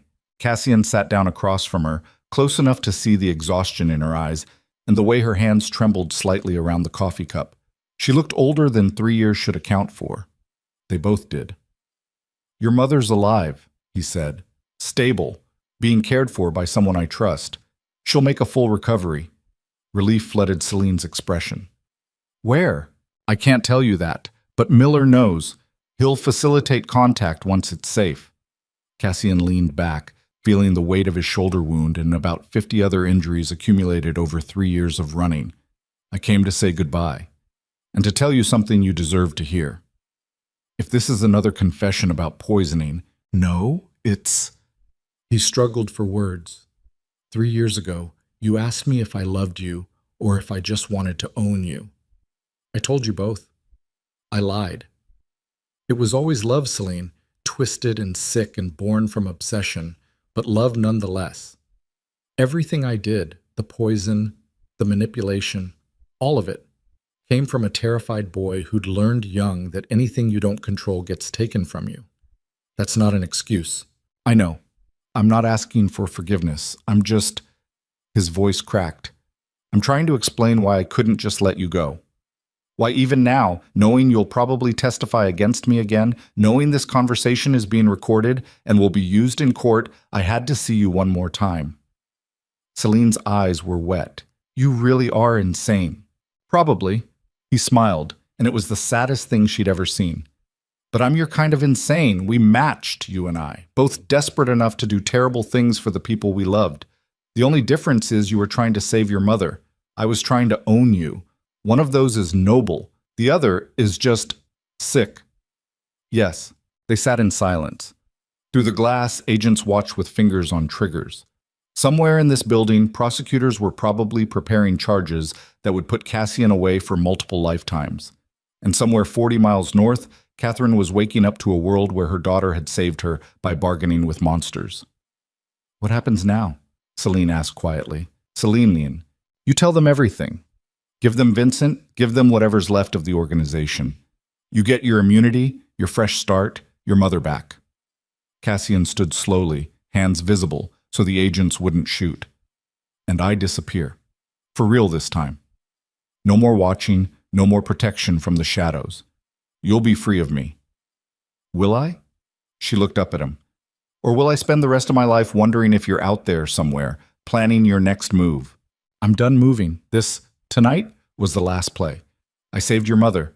I made sure you'd survive. That's all I had left to give you. What about you? What do you have left? He laughed, bitter and broken. Nothing. I had an empire. Gone. I had family. Dead or scattered. I had you.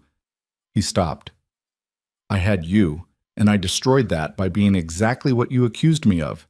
A monster who couldn't love without devouring. Celine stood as well. They faced each other across 3 feet of space that might as well have been an ocean. I need you to promise me something, she said. Anything. Don't come back, don't watch, don't interfere. Whatever life I build after this, let me build it without looking over my shoulder. Her voice shook. Give me that at least. Let me be free. The request hit him like a physical blow. She was asking him to do the one thing he'd never been capable of, letting go completely. Okay, he said finally. I promise. You're lying. Probably. His smile was ghost of the charm he used to wield like a weapon. But I'll try. That's the best I can offer. She wanted to hate him, wanted to feel nothing but contempt for the man who'd poisoned her mother and manipulated her life and consumed 3 years of her existence. But standing there, seeing the genuine grief in his eyes, all she felt was tired. Goodbye, Cassian. Goodbye, Celine. He moved toward the door, paused with his hand on the handle, looked back once. For what it's worth, he said quietly, you were the best thing that ever happened to me, even if I was the worst thing that happened to you. Then he opened the door and walked into the hallway where federal agents were waiting with handcuffs and weapons and charges that would ensure he never saw daylight as a free man again. Celine watched through the glass as they took him down. Not violently, because Cassian didn't resist. He just raised his hands, let them cuff him, let them read him rights he probably had memorized. His eyes found hers through the glass one last time, and something passed between them that had no name but felt like understanding. Then they led him away, and he was gone. Celine sat down hard in the conference chair and finally, fully, let herself cry. Not for Cassian. He'd made his choices and would live with the consequences. But for the girl she'd been 3 years ago, scrubbing blood off marble floors and believing she could save her mother without losing herself. That girl was gone, replaced by someone harder, sharper, capable of things that would have horrified her younger self. Someone who'd learned to survive in the darkness and wasn't entirely sure she knew how to live in the light anymore. The door opened. The assistant director entered, expression carefully neutral. "He's in custody," the AD said. "Maximum security holding until trial. He won't escape this time." "Good. We need you to make a formal statement. Everything that happened tonight, everything you know about Vincent's operation and Chen's involvement." "I will. But first, I need to see my mother." "Agent Miller's gone missing. He disabled his GPS, dumped his phone completely off grid." The AD's gaze was sharp. "You wouldn't happen to know where he went?" Celine met his eyes steadily. "No, but if he's smart, he's somewhere your jurisdiction doesn't reach." "That's aiding and abetting. That's speculation. Do you have proof I know Miller's location?" The AD studied her for a long moment. "You've changed. 3 years ago you were terrified. Now you sound like one of them." "One of who?" "The criminals you used to fear." He sat down across from her. "Be careful, Miss Vale. The line between survivor and predator is thinner than you think." Maybe he was right. Maybe 3 years of running and hiding and compromising had eroded something essential. Or maybe it had just revealed what was always there, a capacity for ruthlessness that circumstances had forced into bloom. "I survived," Celine said quietly. "That's all that matters." "Is it?" The AD pulled out a folder, opened it to show photos. Vincent in handcuffs, Chen being led out in restraints, various members of what remained of the Moretti organization, all arrested in coordinated raids that had happened while Celine was saying goodbye to Cassian. "We got them, all of them. Vincent, Chen, the lieutenants, the accountants, everyone you identified in your initial testimony, plus the new information you provided tonight. It's over. The organization is finished. What about the people they hurt? The families destroyed, the lives ruined? Some things can't be fixed, just ended." He closed the folder. "You did good work tonight, Miss Vale. Dangerous, reckless, completely against protocol, but effective. We'd like to offer you a position. Consultant at first, maybe full agent eventually.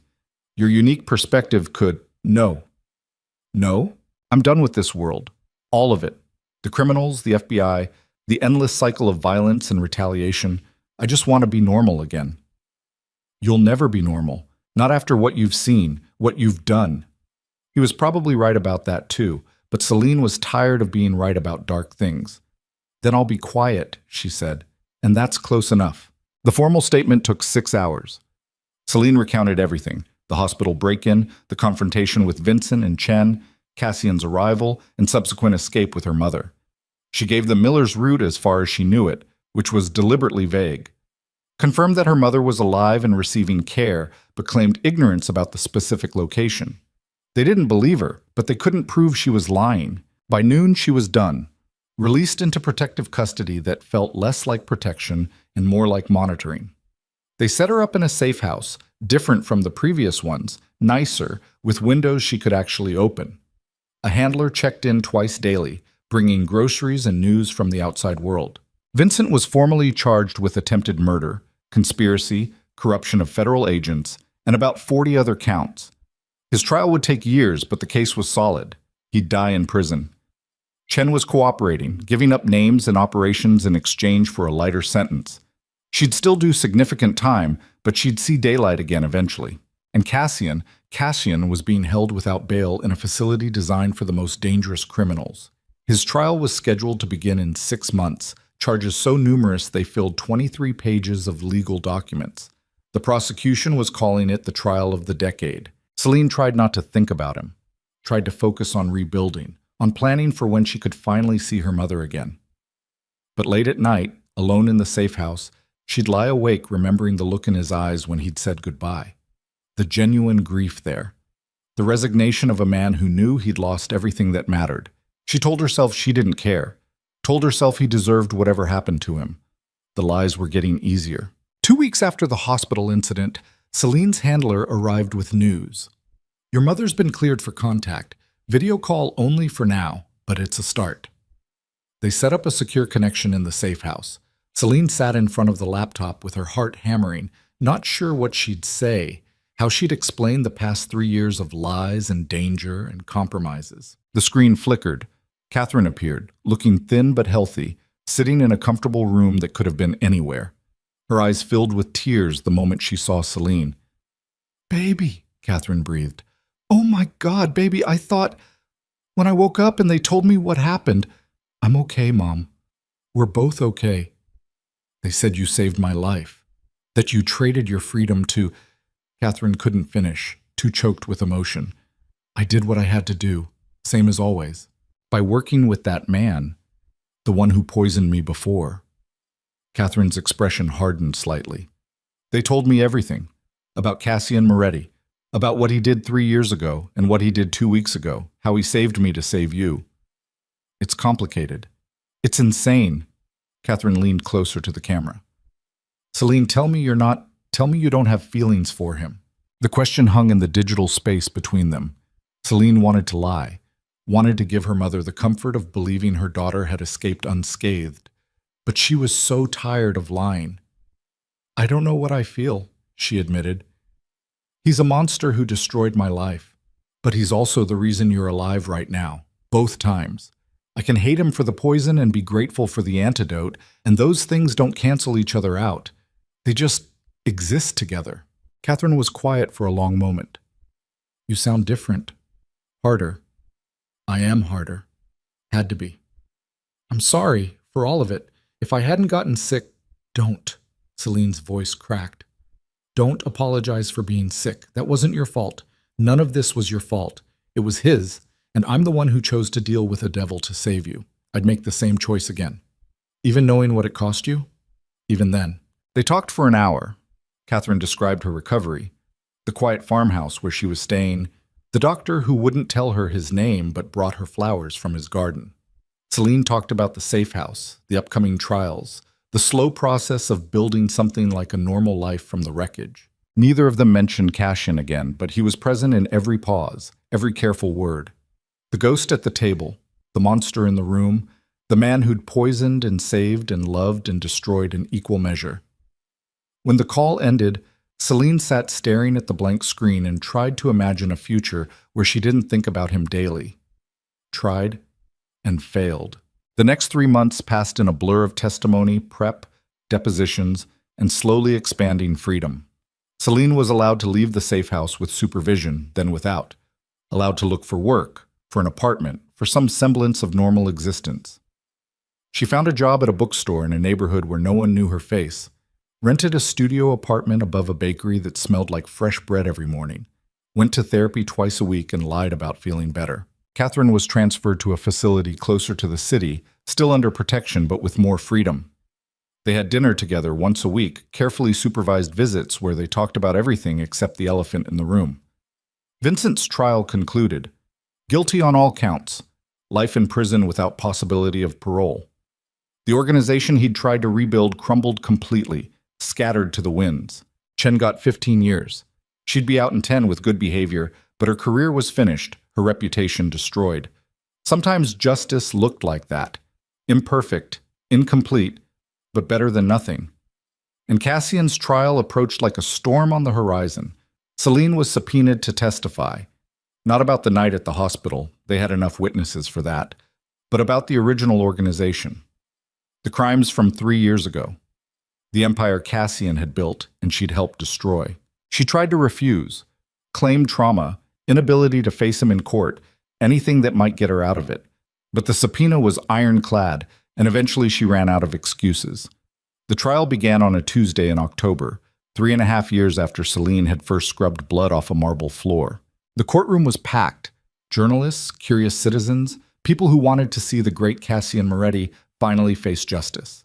He sat at the defense table in a suit that probably cost more than Celine's monthly rent, looking calm and composed despite the charges that would keep him imprisoned for the rest of his life. When Celine entered to take the stand, his eyes found hers immediately. No smile, no acknowledgement, just that steady silver gaze that had always seen too much. She was sworn in, sat down, faced a prosecutor who'd spent months preparing to use her testimony as a weapon. Miss Vale, can you describe your relationship with the defendant? Where did she even start? The manipulation, the contracts, the twisted love that had consumed them both? He employed me, Celine said carefully. I worked for his organization in an administrative capacity. For how long? 6 months. And during that time, did you witness criminal activity? Yes. Can you describe what you witnessed? She could. She did. For 3 hours, Celine recounted crimes and corruption, named names and detailed operations. The prosecutor was pleased. The defense attorneys looked grim, and Cassian just sat there, watching her destroy him with the same calm he'd shown that first night. During a recess, Celine stepped into the hallway for air, found Cassian's lead defense attorney waiting. Miss Vale, a word? She wanted to refuse, but curiosity won out. What? My client wants you to know he's not contesting any of your testimony. Whatever you say on that stand, he'll corroborate. He's pleading guilty to all charges. Celine's stomach dropped. Why? Because fighting would mean dragging you through months more of this. Cross-examination, character assassination, everything we could throw at you to discredit your testimony. He won't do that to you, so he's ending it. That's insane, suicidal, exactly like him. He'll die in prison. Yes, but you'll be free. That's the trade he's making. The attorney's expression was unreadable. He asked me to tell you one more thing, that his promise still stands. After today, he's done. No more interference, no more protection, no more watching. You get the freedom you asked for. The attorney walked away, leaving Celine standing in the hallway with her heart in pieces. When testimony resumed, the prosecutor finished his questions. The defense declined to cross-examine. Celine was dismissed with thanks from the judge and sick relief from her own chest. She stood to leave, had to pass the defense table to reach the exit. As she did, Cassian looked up. Thank you, he said quietly, for everything. She should have ignored him, should have walked past without acknowledgement. Instead, she stopped. You're pleading guilty. Yes. You'll never get out. I know. Why? His smile was sad and somehow peaceful. Because I finally figured out how to love you without destroying you. I let you go, completely, forever. He glanced at the guards waiting to escort him back to holding.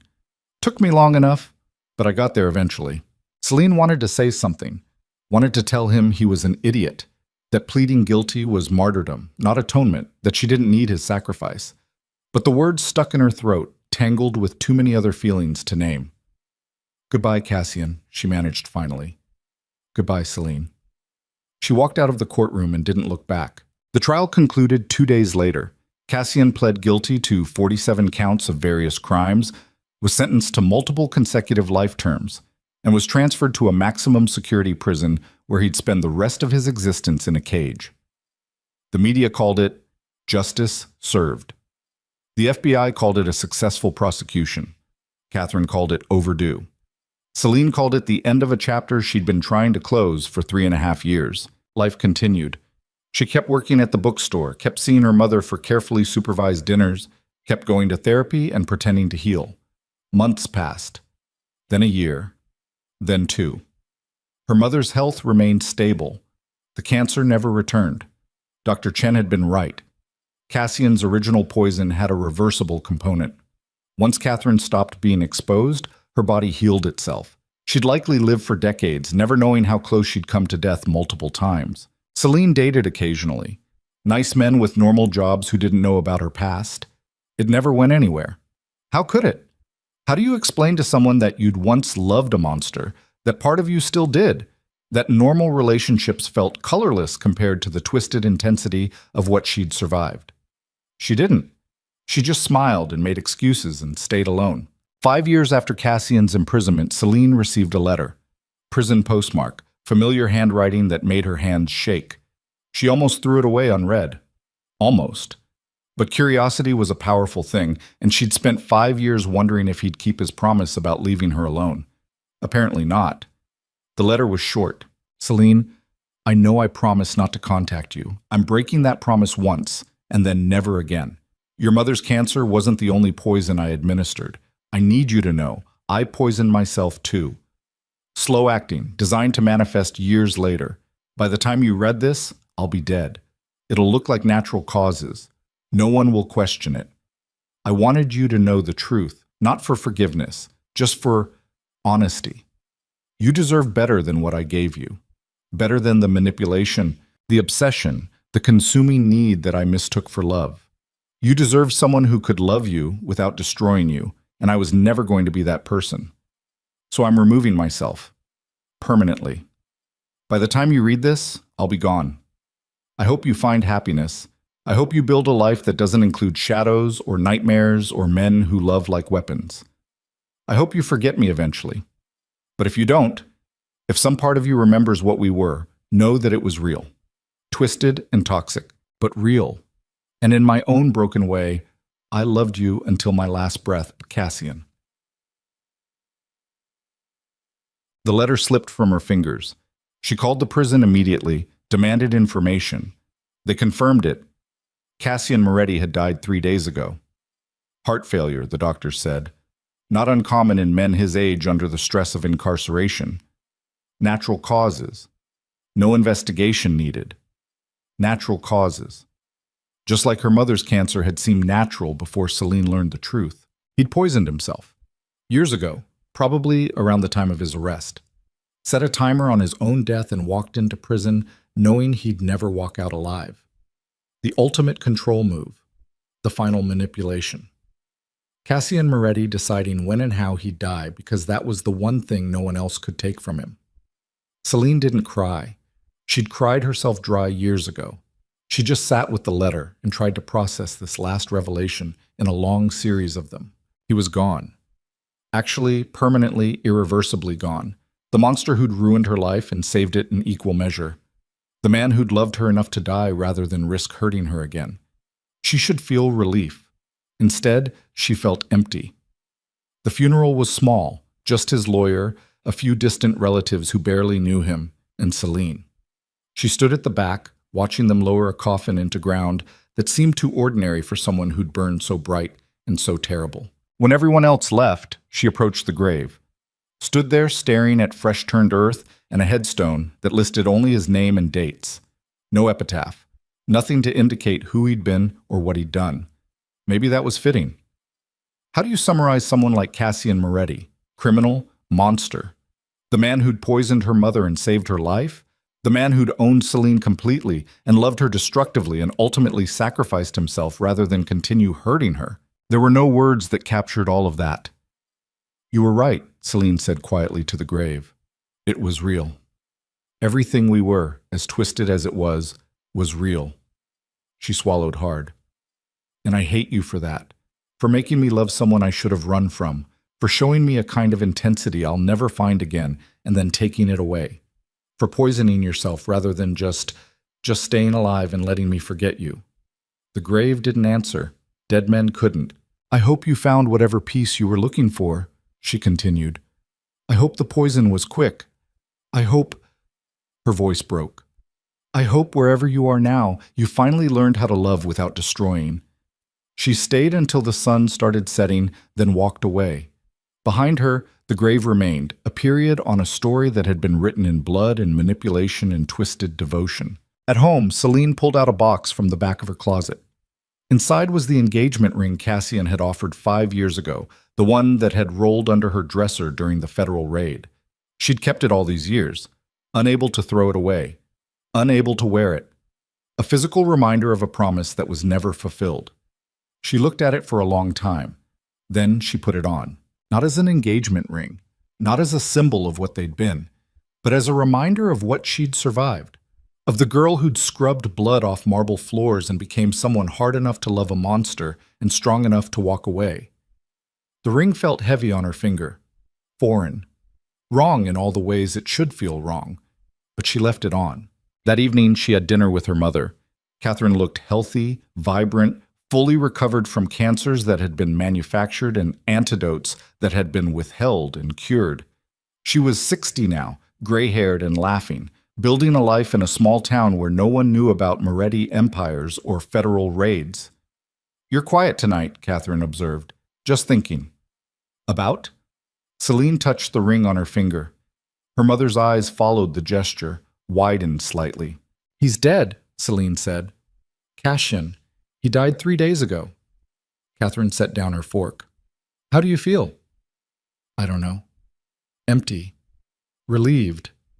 Sad. All of it at once." "That's allowed. He was—" Catherine struggled for words. "He was terrible to us. But he also saved us. People are complicated, especially people like him." "Do you think we're free now? Really free?" "From him? Yes. From what he represented? From the choices we made to survive him?" Catherine reached across the table, squeezed her daughter's hand. "I don't know if we ever get free of that, but we can move forward, build something new from what's left. Moving forward, building something new." It sounded simple when Catherine said it like that. After dinner, Celine walked through the city where everything had started, past the estate that had been sold off, carved into expensive condos for people who didn't know about the blood soaked into its foundations, past the hospital where her mother had nearly died twice, past the federal building where she'd testified and saved herself by destroying everything else. The city looked different now, cleaner somehow. Or maybe she was just seeing it through different eyes, the eyes of someone who'd walked through darkness and emerged scarred, but alive. Her phone buzzed. Miller's number. She'd stayed in contact with him over the years, the way you stayed in contact with people who'd saved your life in hospital loading docks. "Did you hear?" he asked without preamble. "About Cassian?" "Yes. He left something for you. His lawyer contacted me. Instructions to deliver it after his death." Celine's chest tightened. "What is it?" "I don't know. Sealed package. Says I'm supposed to bring it to you in person. Can I come by tomorrow?" "Sure." She spent that night unable to sleep, wondering what last message Cassian had left behind. What final manipulation or apology or confession waited in whatever package Miller was bringing. When Miller arrived the next morning, he looked older than she remembered. 5 years in the FBI had weathered him, or maybe it was just the weight of keeping secrets for people he shouldn't have protected. "How are you?" she asked. "Alive." "That's something." He pulled out an envelope, official and sealed with wax like something from another century. He gave this to his lawyer 4 years ago. Instructions not to open it, just deliver it to you upon his death. Celine took the envelope with trembling hands. "Do you know what's inside?" "No, and I don't want to. Some things are between you and—" He gestured vaguely. "Whatever you two were to each other." After Miller left, Celine sat with the envelope for an hour before opening it. Inside was a single key and a handwritten note in Cassian's precise script. "There's a storage unit in Brooklyn, number 847.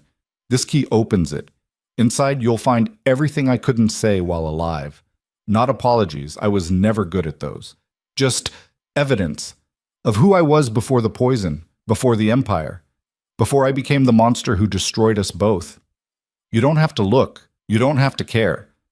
But if some part of you still wonders who I might have been in a different life, it's there, waiting, like I always was. Cassian." The storage unit was in a part of Brooklyn that gentrification hadn't reached yet. Industrial, gray, the kind of place where people stored things they wanted to forget about. Celine stood outside Unit 847 for 10 minutes before using the key. Inside was smaller than she expected, maybe 10 by 10 feet, filled with boxes stacked neatly against walls. She opened the first one, found photo albums. Cassian as a child, smiling, normal, nothing in his eyes that suggested the man he'd become. Family photos with people who looked happy, or at least content. A different life before. Before what? Before whatever turned him into the man who'd poisoned her mother? The second box held journals. Years of them, starting when Cassian was 16. She opened one at random, read an entry about a girl he liked in high school, about algebra homework and college applications, and all the normal concerns of a normal teenager. The entries got darker as she paged forward. His father's death, murdered by a rival family. His mother's grief, the responsibility of taking over an empire he'd never wanted. The slow transformation from boy to criminal, narrated in his own hand with heartbreaking clarity. I'm becoming something I don't recognize, one entry read. Every decision I make for survival takes me further from who I thought I'd be. But what choice do I have? Walk away, and the empire crumbles. My family dies. Everyone who depends on me suffers. So I stay. I harden. I become the monster this world requires. And every day I feel more pieces of the boy I was dying off. Soon there won't be anything left but the role. Celine read through years of journals, watching Cassian disappear into the character he'd created. Watched him justify increasingly terrible choices. Watched him rationalize violence as necessity, manipulation as strategy, cruelty as self-preservation. And then she found the entry from 6 years ago, the one that changed everything. I saw her today, just a girl at a coffee shop, nothing special at first glance. But she smiled at the barista who got her order wrong, made some joke that diffused the tension, and I couldn't look away. She had this lightness about her, like she still believed the world could be good if you were kind enough. I wanted that, wanted to possess it, to own someone who hadn't been destroyed yet, so I followed her home. Learned her name, Celine. I'm going to make her mine, whatever it takes. The entry detailed his plan, the poison, the job offer, the contracts. Everything plotted months in advance with the cold precision of a man who'd stopped seeing people as people and started seeing them as pieces in a game. Celine set down the journal with shaking hands. This was it. This was the moment Cassian had stopped being human and started being the monster who'd destroyed her life. And he documented it, preserved it, left it for her to find so she'd understand exactly how premeditated everything had been. She should burn it all. Burn the journals and photos and evidence of the boy he'd been. Let him be remembered only as the monster. But she couldn't, because somewhere in these boxes was the answer to the question that had haunted her for 5 years. Was the love real or just another manipulation? She kept reading.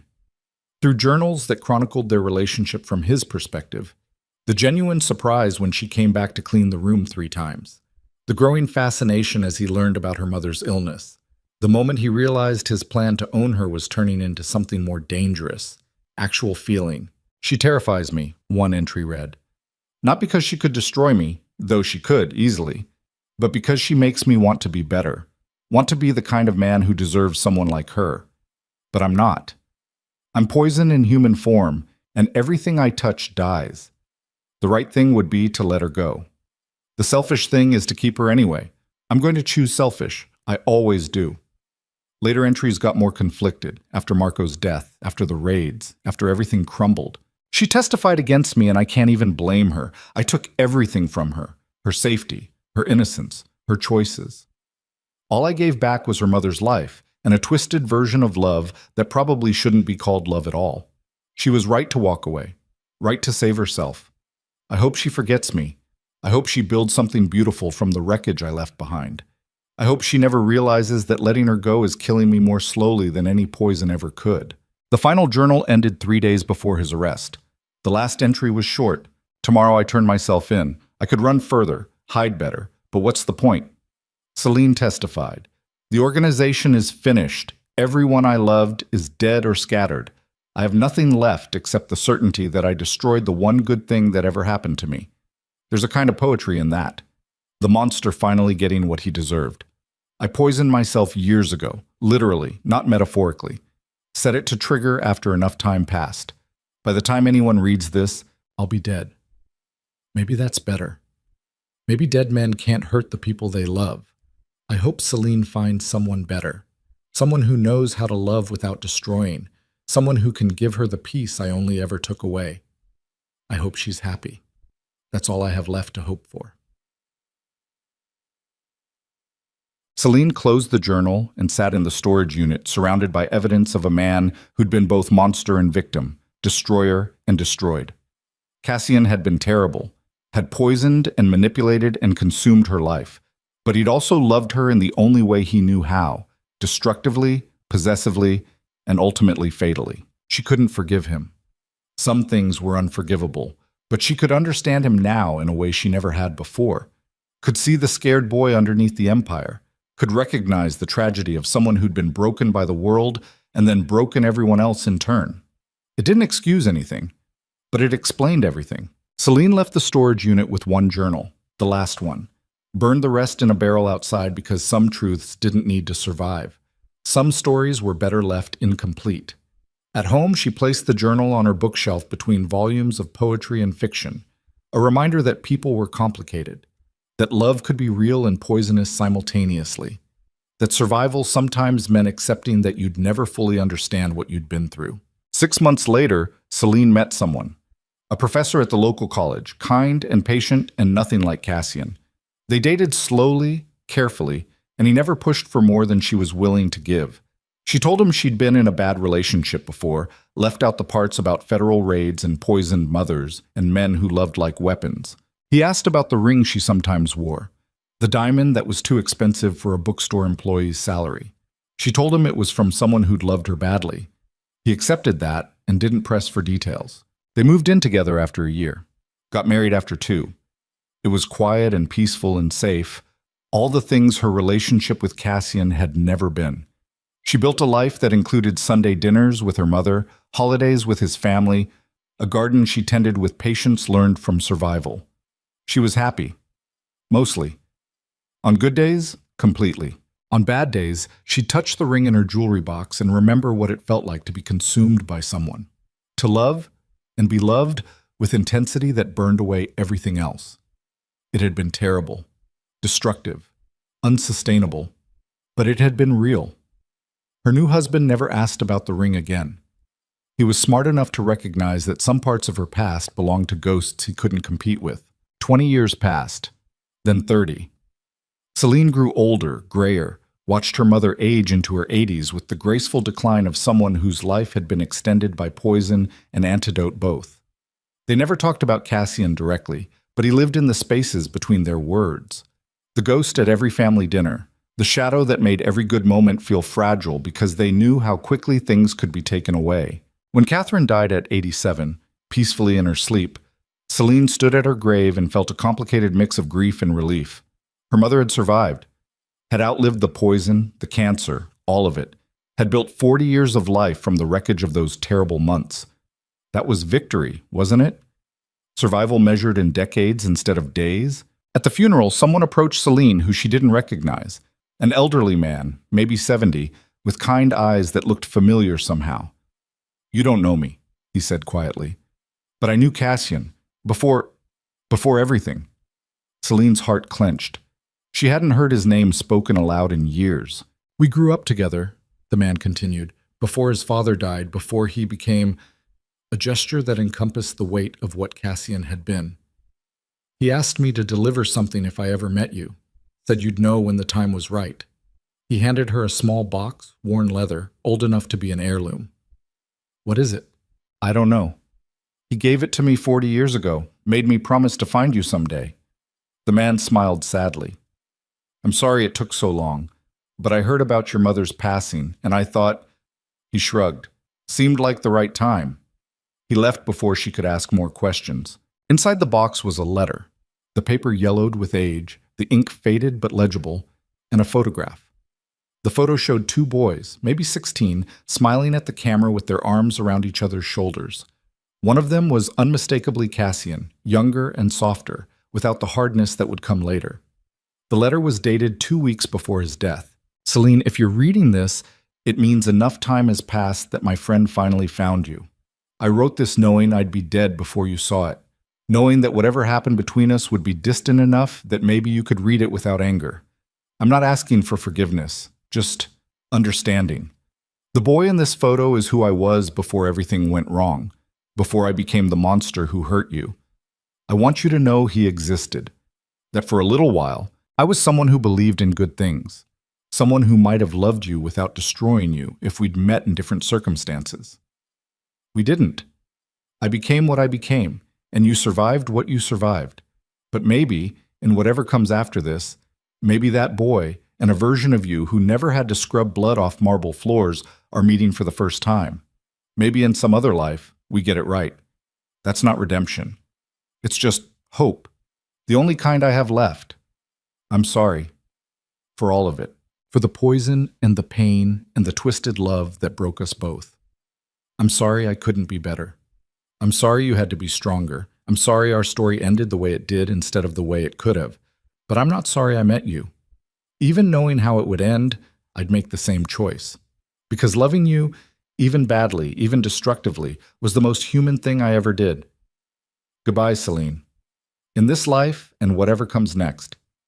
Cassian. Celine stood in the cemetery with the letter and photo in her hands, crying for the first time in decades.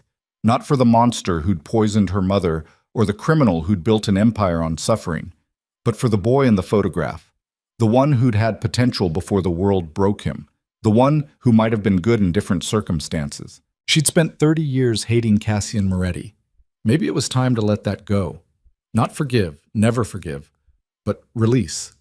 Let the ghost finally rest instead of carrying him through every good moment, every peaceful day, every time she felt happy, and immediately guilty for feeling happy. He was gone, had been gone for decades. And she'd survived, built a life, found something like peace. That was enough. Celine buried the letter and photo with her mother. Let them rest together. The woman who'd survived poison and the memory of the man who'd administered it and later cured it. Complicated legacies for complicated people. At home, she finally took off the ring she'd worn on and off for 30 years, placed it in the box with Cassian's final journal, closed the lid and put it in the back of her closet where it belonged. A piece of history, not a piece of her present. Her husband found her crying in their bedroom and held her without asking why. He was good like that, patient, understanding, everything Cassian had never been. I'm okay, Celine told him, just processing. Your mother? My mother. And everything else. He kissed her forehead. Take your time. She did. Took days, then weeks, then months to work through the grief of losing her mother and the strange relief of finally, fully letting go of the ghost who'd haunted her for decades. It got easier. Slowly, incrementally, the way healing always happened, too gradual to notice day by day, but obvious when you looked back over years. Celine Vale, or Sarah Mitchell, or whatever name she'd been using, built a life that had nothing to do with monsters or empires or blood on marble floors. She tended her garden. She loved her husband. She worked at her bookstore and recommended novels to customers who never knew about the violence in her past. She survived. And in the end, survival was its own kind of victory. Years later, when she was old and gray and closer to the end than the beginning, someone asked her if she had any regrets. One, she said. I regret not running the first night, before the contracts, before everything. She paused. But if I had, my mother would have died. So maybe that's not really a regret. Maybe it's just the price of loving someone enough to deal with devils. Would you do it again? She thought about marble floors and federal raids and 3 years of running. Thought about the man who'd poisoned her mother and saved her life. Thought about the girl she'd been and the woman she'd become. Yes, she said finally. I'd do it all again, not because it was right, just because it was necessary. And sometimes that's all we get. Necessary choices, not good ones. That was the truth she'd learned in those terrible months. That survival wasn't about being good or pure or morally correct. It was about doing what needed to be done and living with the consequences. She'd done terrible things to save someone she loved. Cassian had done terrible things to possess someone he loved. The difference between them was intent, maybe, or scale, but both had been willing to burn the world for one person. That was human nature, ugly and beautiful and impossible to judge from outside. Celine died at 78, peacefully, surrounded by family who never knew about the darkness in her past. At her funeral, they talked about her kindness, her patience, the way she'd built a good life from difficult beginnings. No one mentioned Cassian Moretti. No one mentioned federal raids or poisoned mothers or the 3 years she'd spent becoming someone hard enough to survive a monster's love. Those stories died with her, and maybe that was how it should be. Some truths were too complicated to explain to people who'd never walked through darkness. Some stories only made sense to the people who'd lived them. In the end, Celine Vale had survived, had built something good from wreckage, had loved and been loved, badly, destructively, but genuinely. That was enough. That was everything. And in whatever comes after this life, if anything comes, Maybe there's a version of her meeting a version of Cassian before the poison and the pain. Maybe they get it right. Maybe they build something that doesn't require blood on marble floors and federal raids to reach its conclusion. Or maybe not. Maybe some loves are meant to burn bright and terrible and brief, leaving scars that teach you how to recognize gentleness when it finally arrives. Either way, the story was finished. The monster was dead. The girl who survived him was at peace.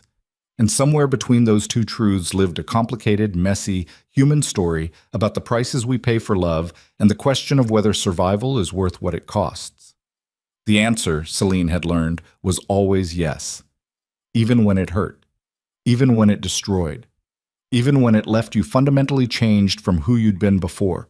Survival was worth it. Because what other choice was there?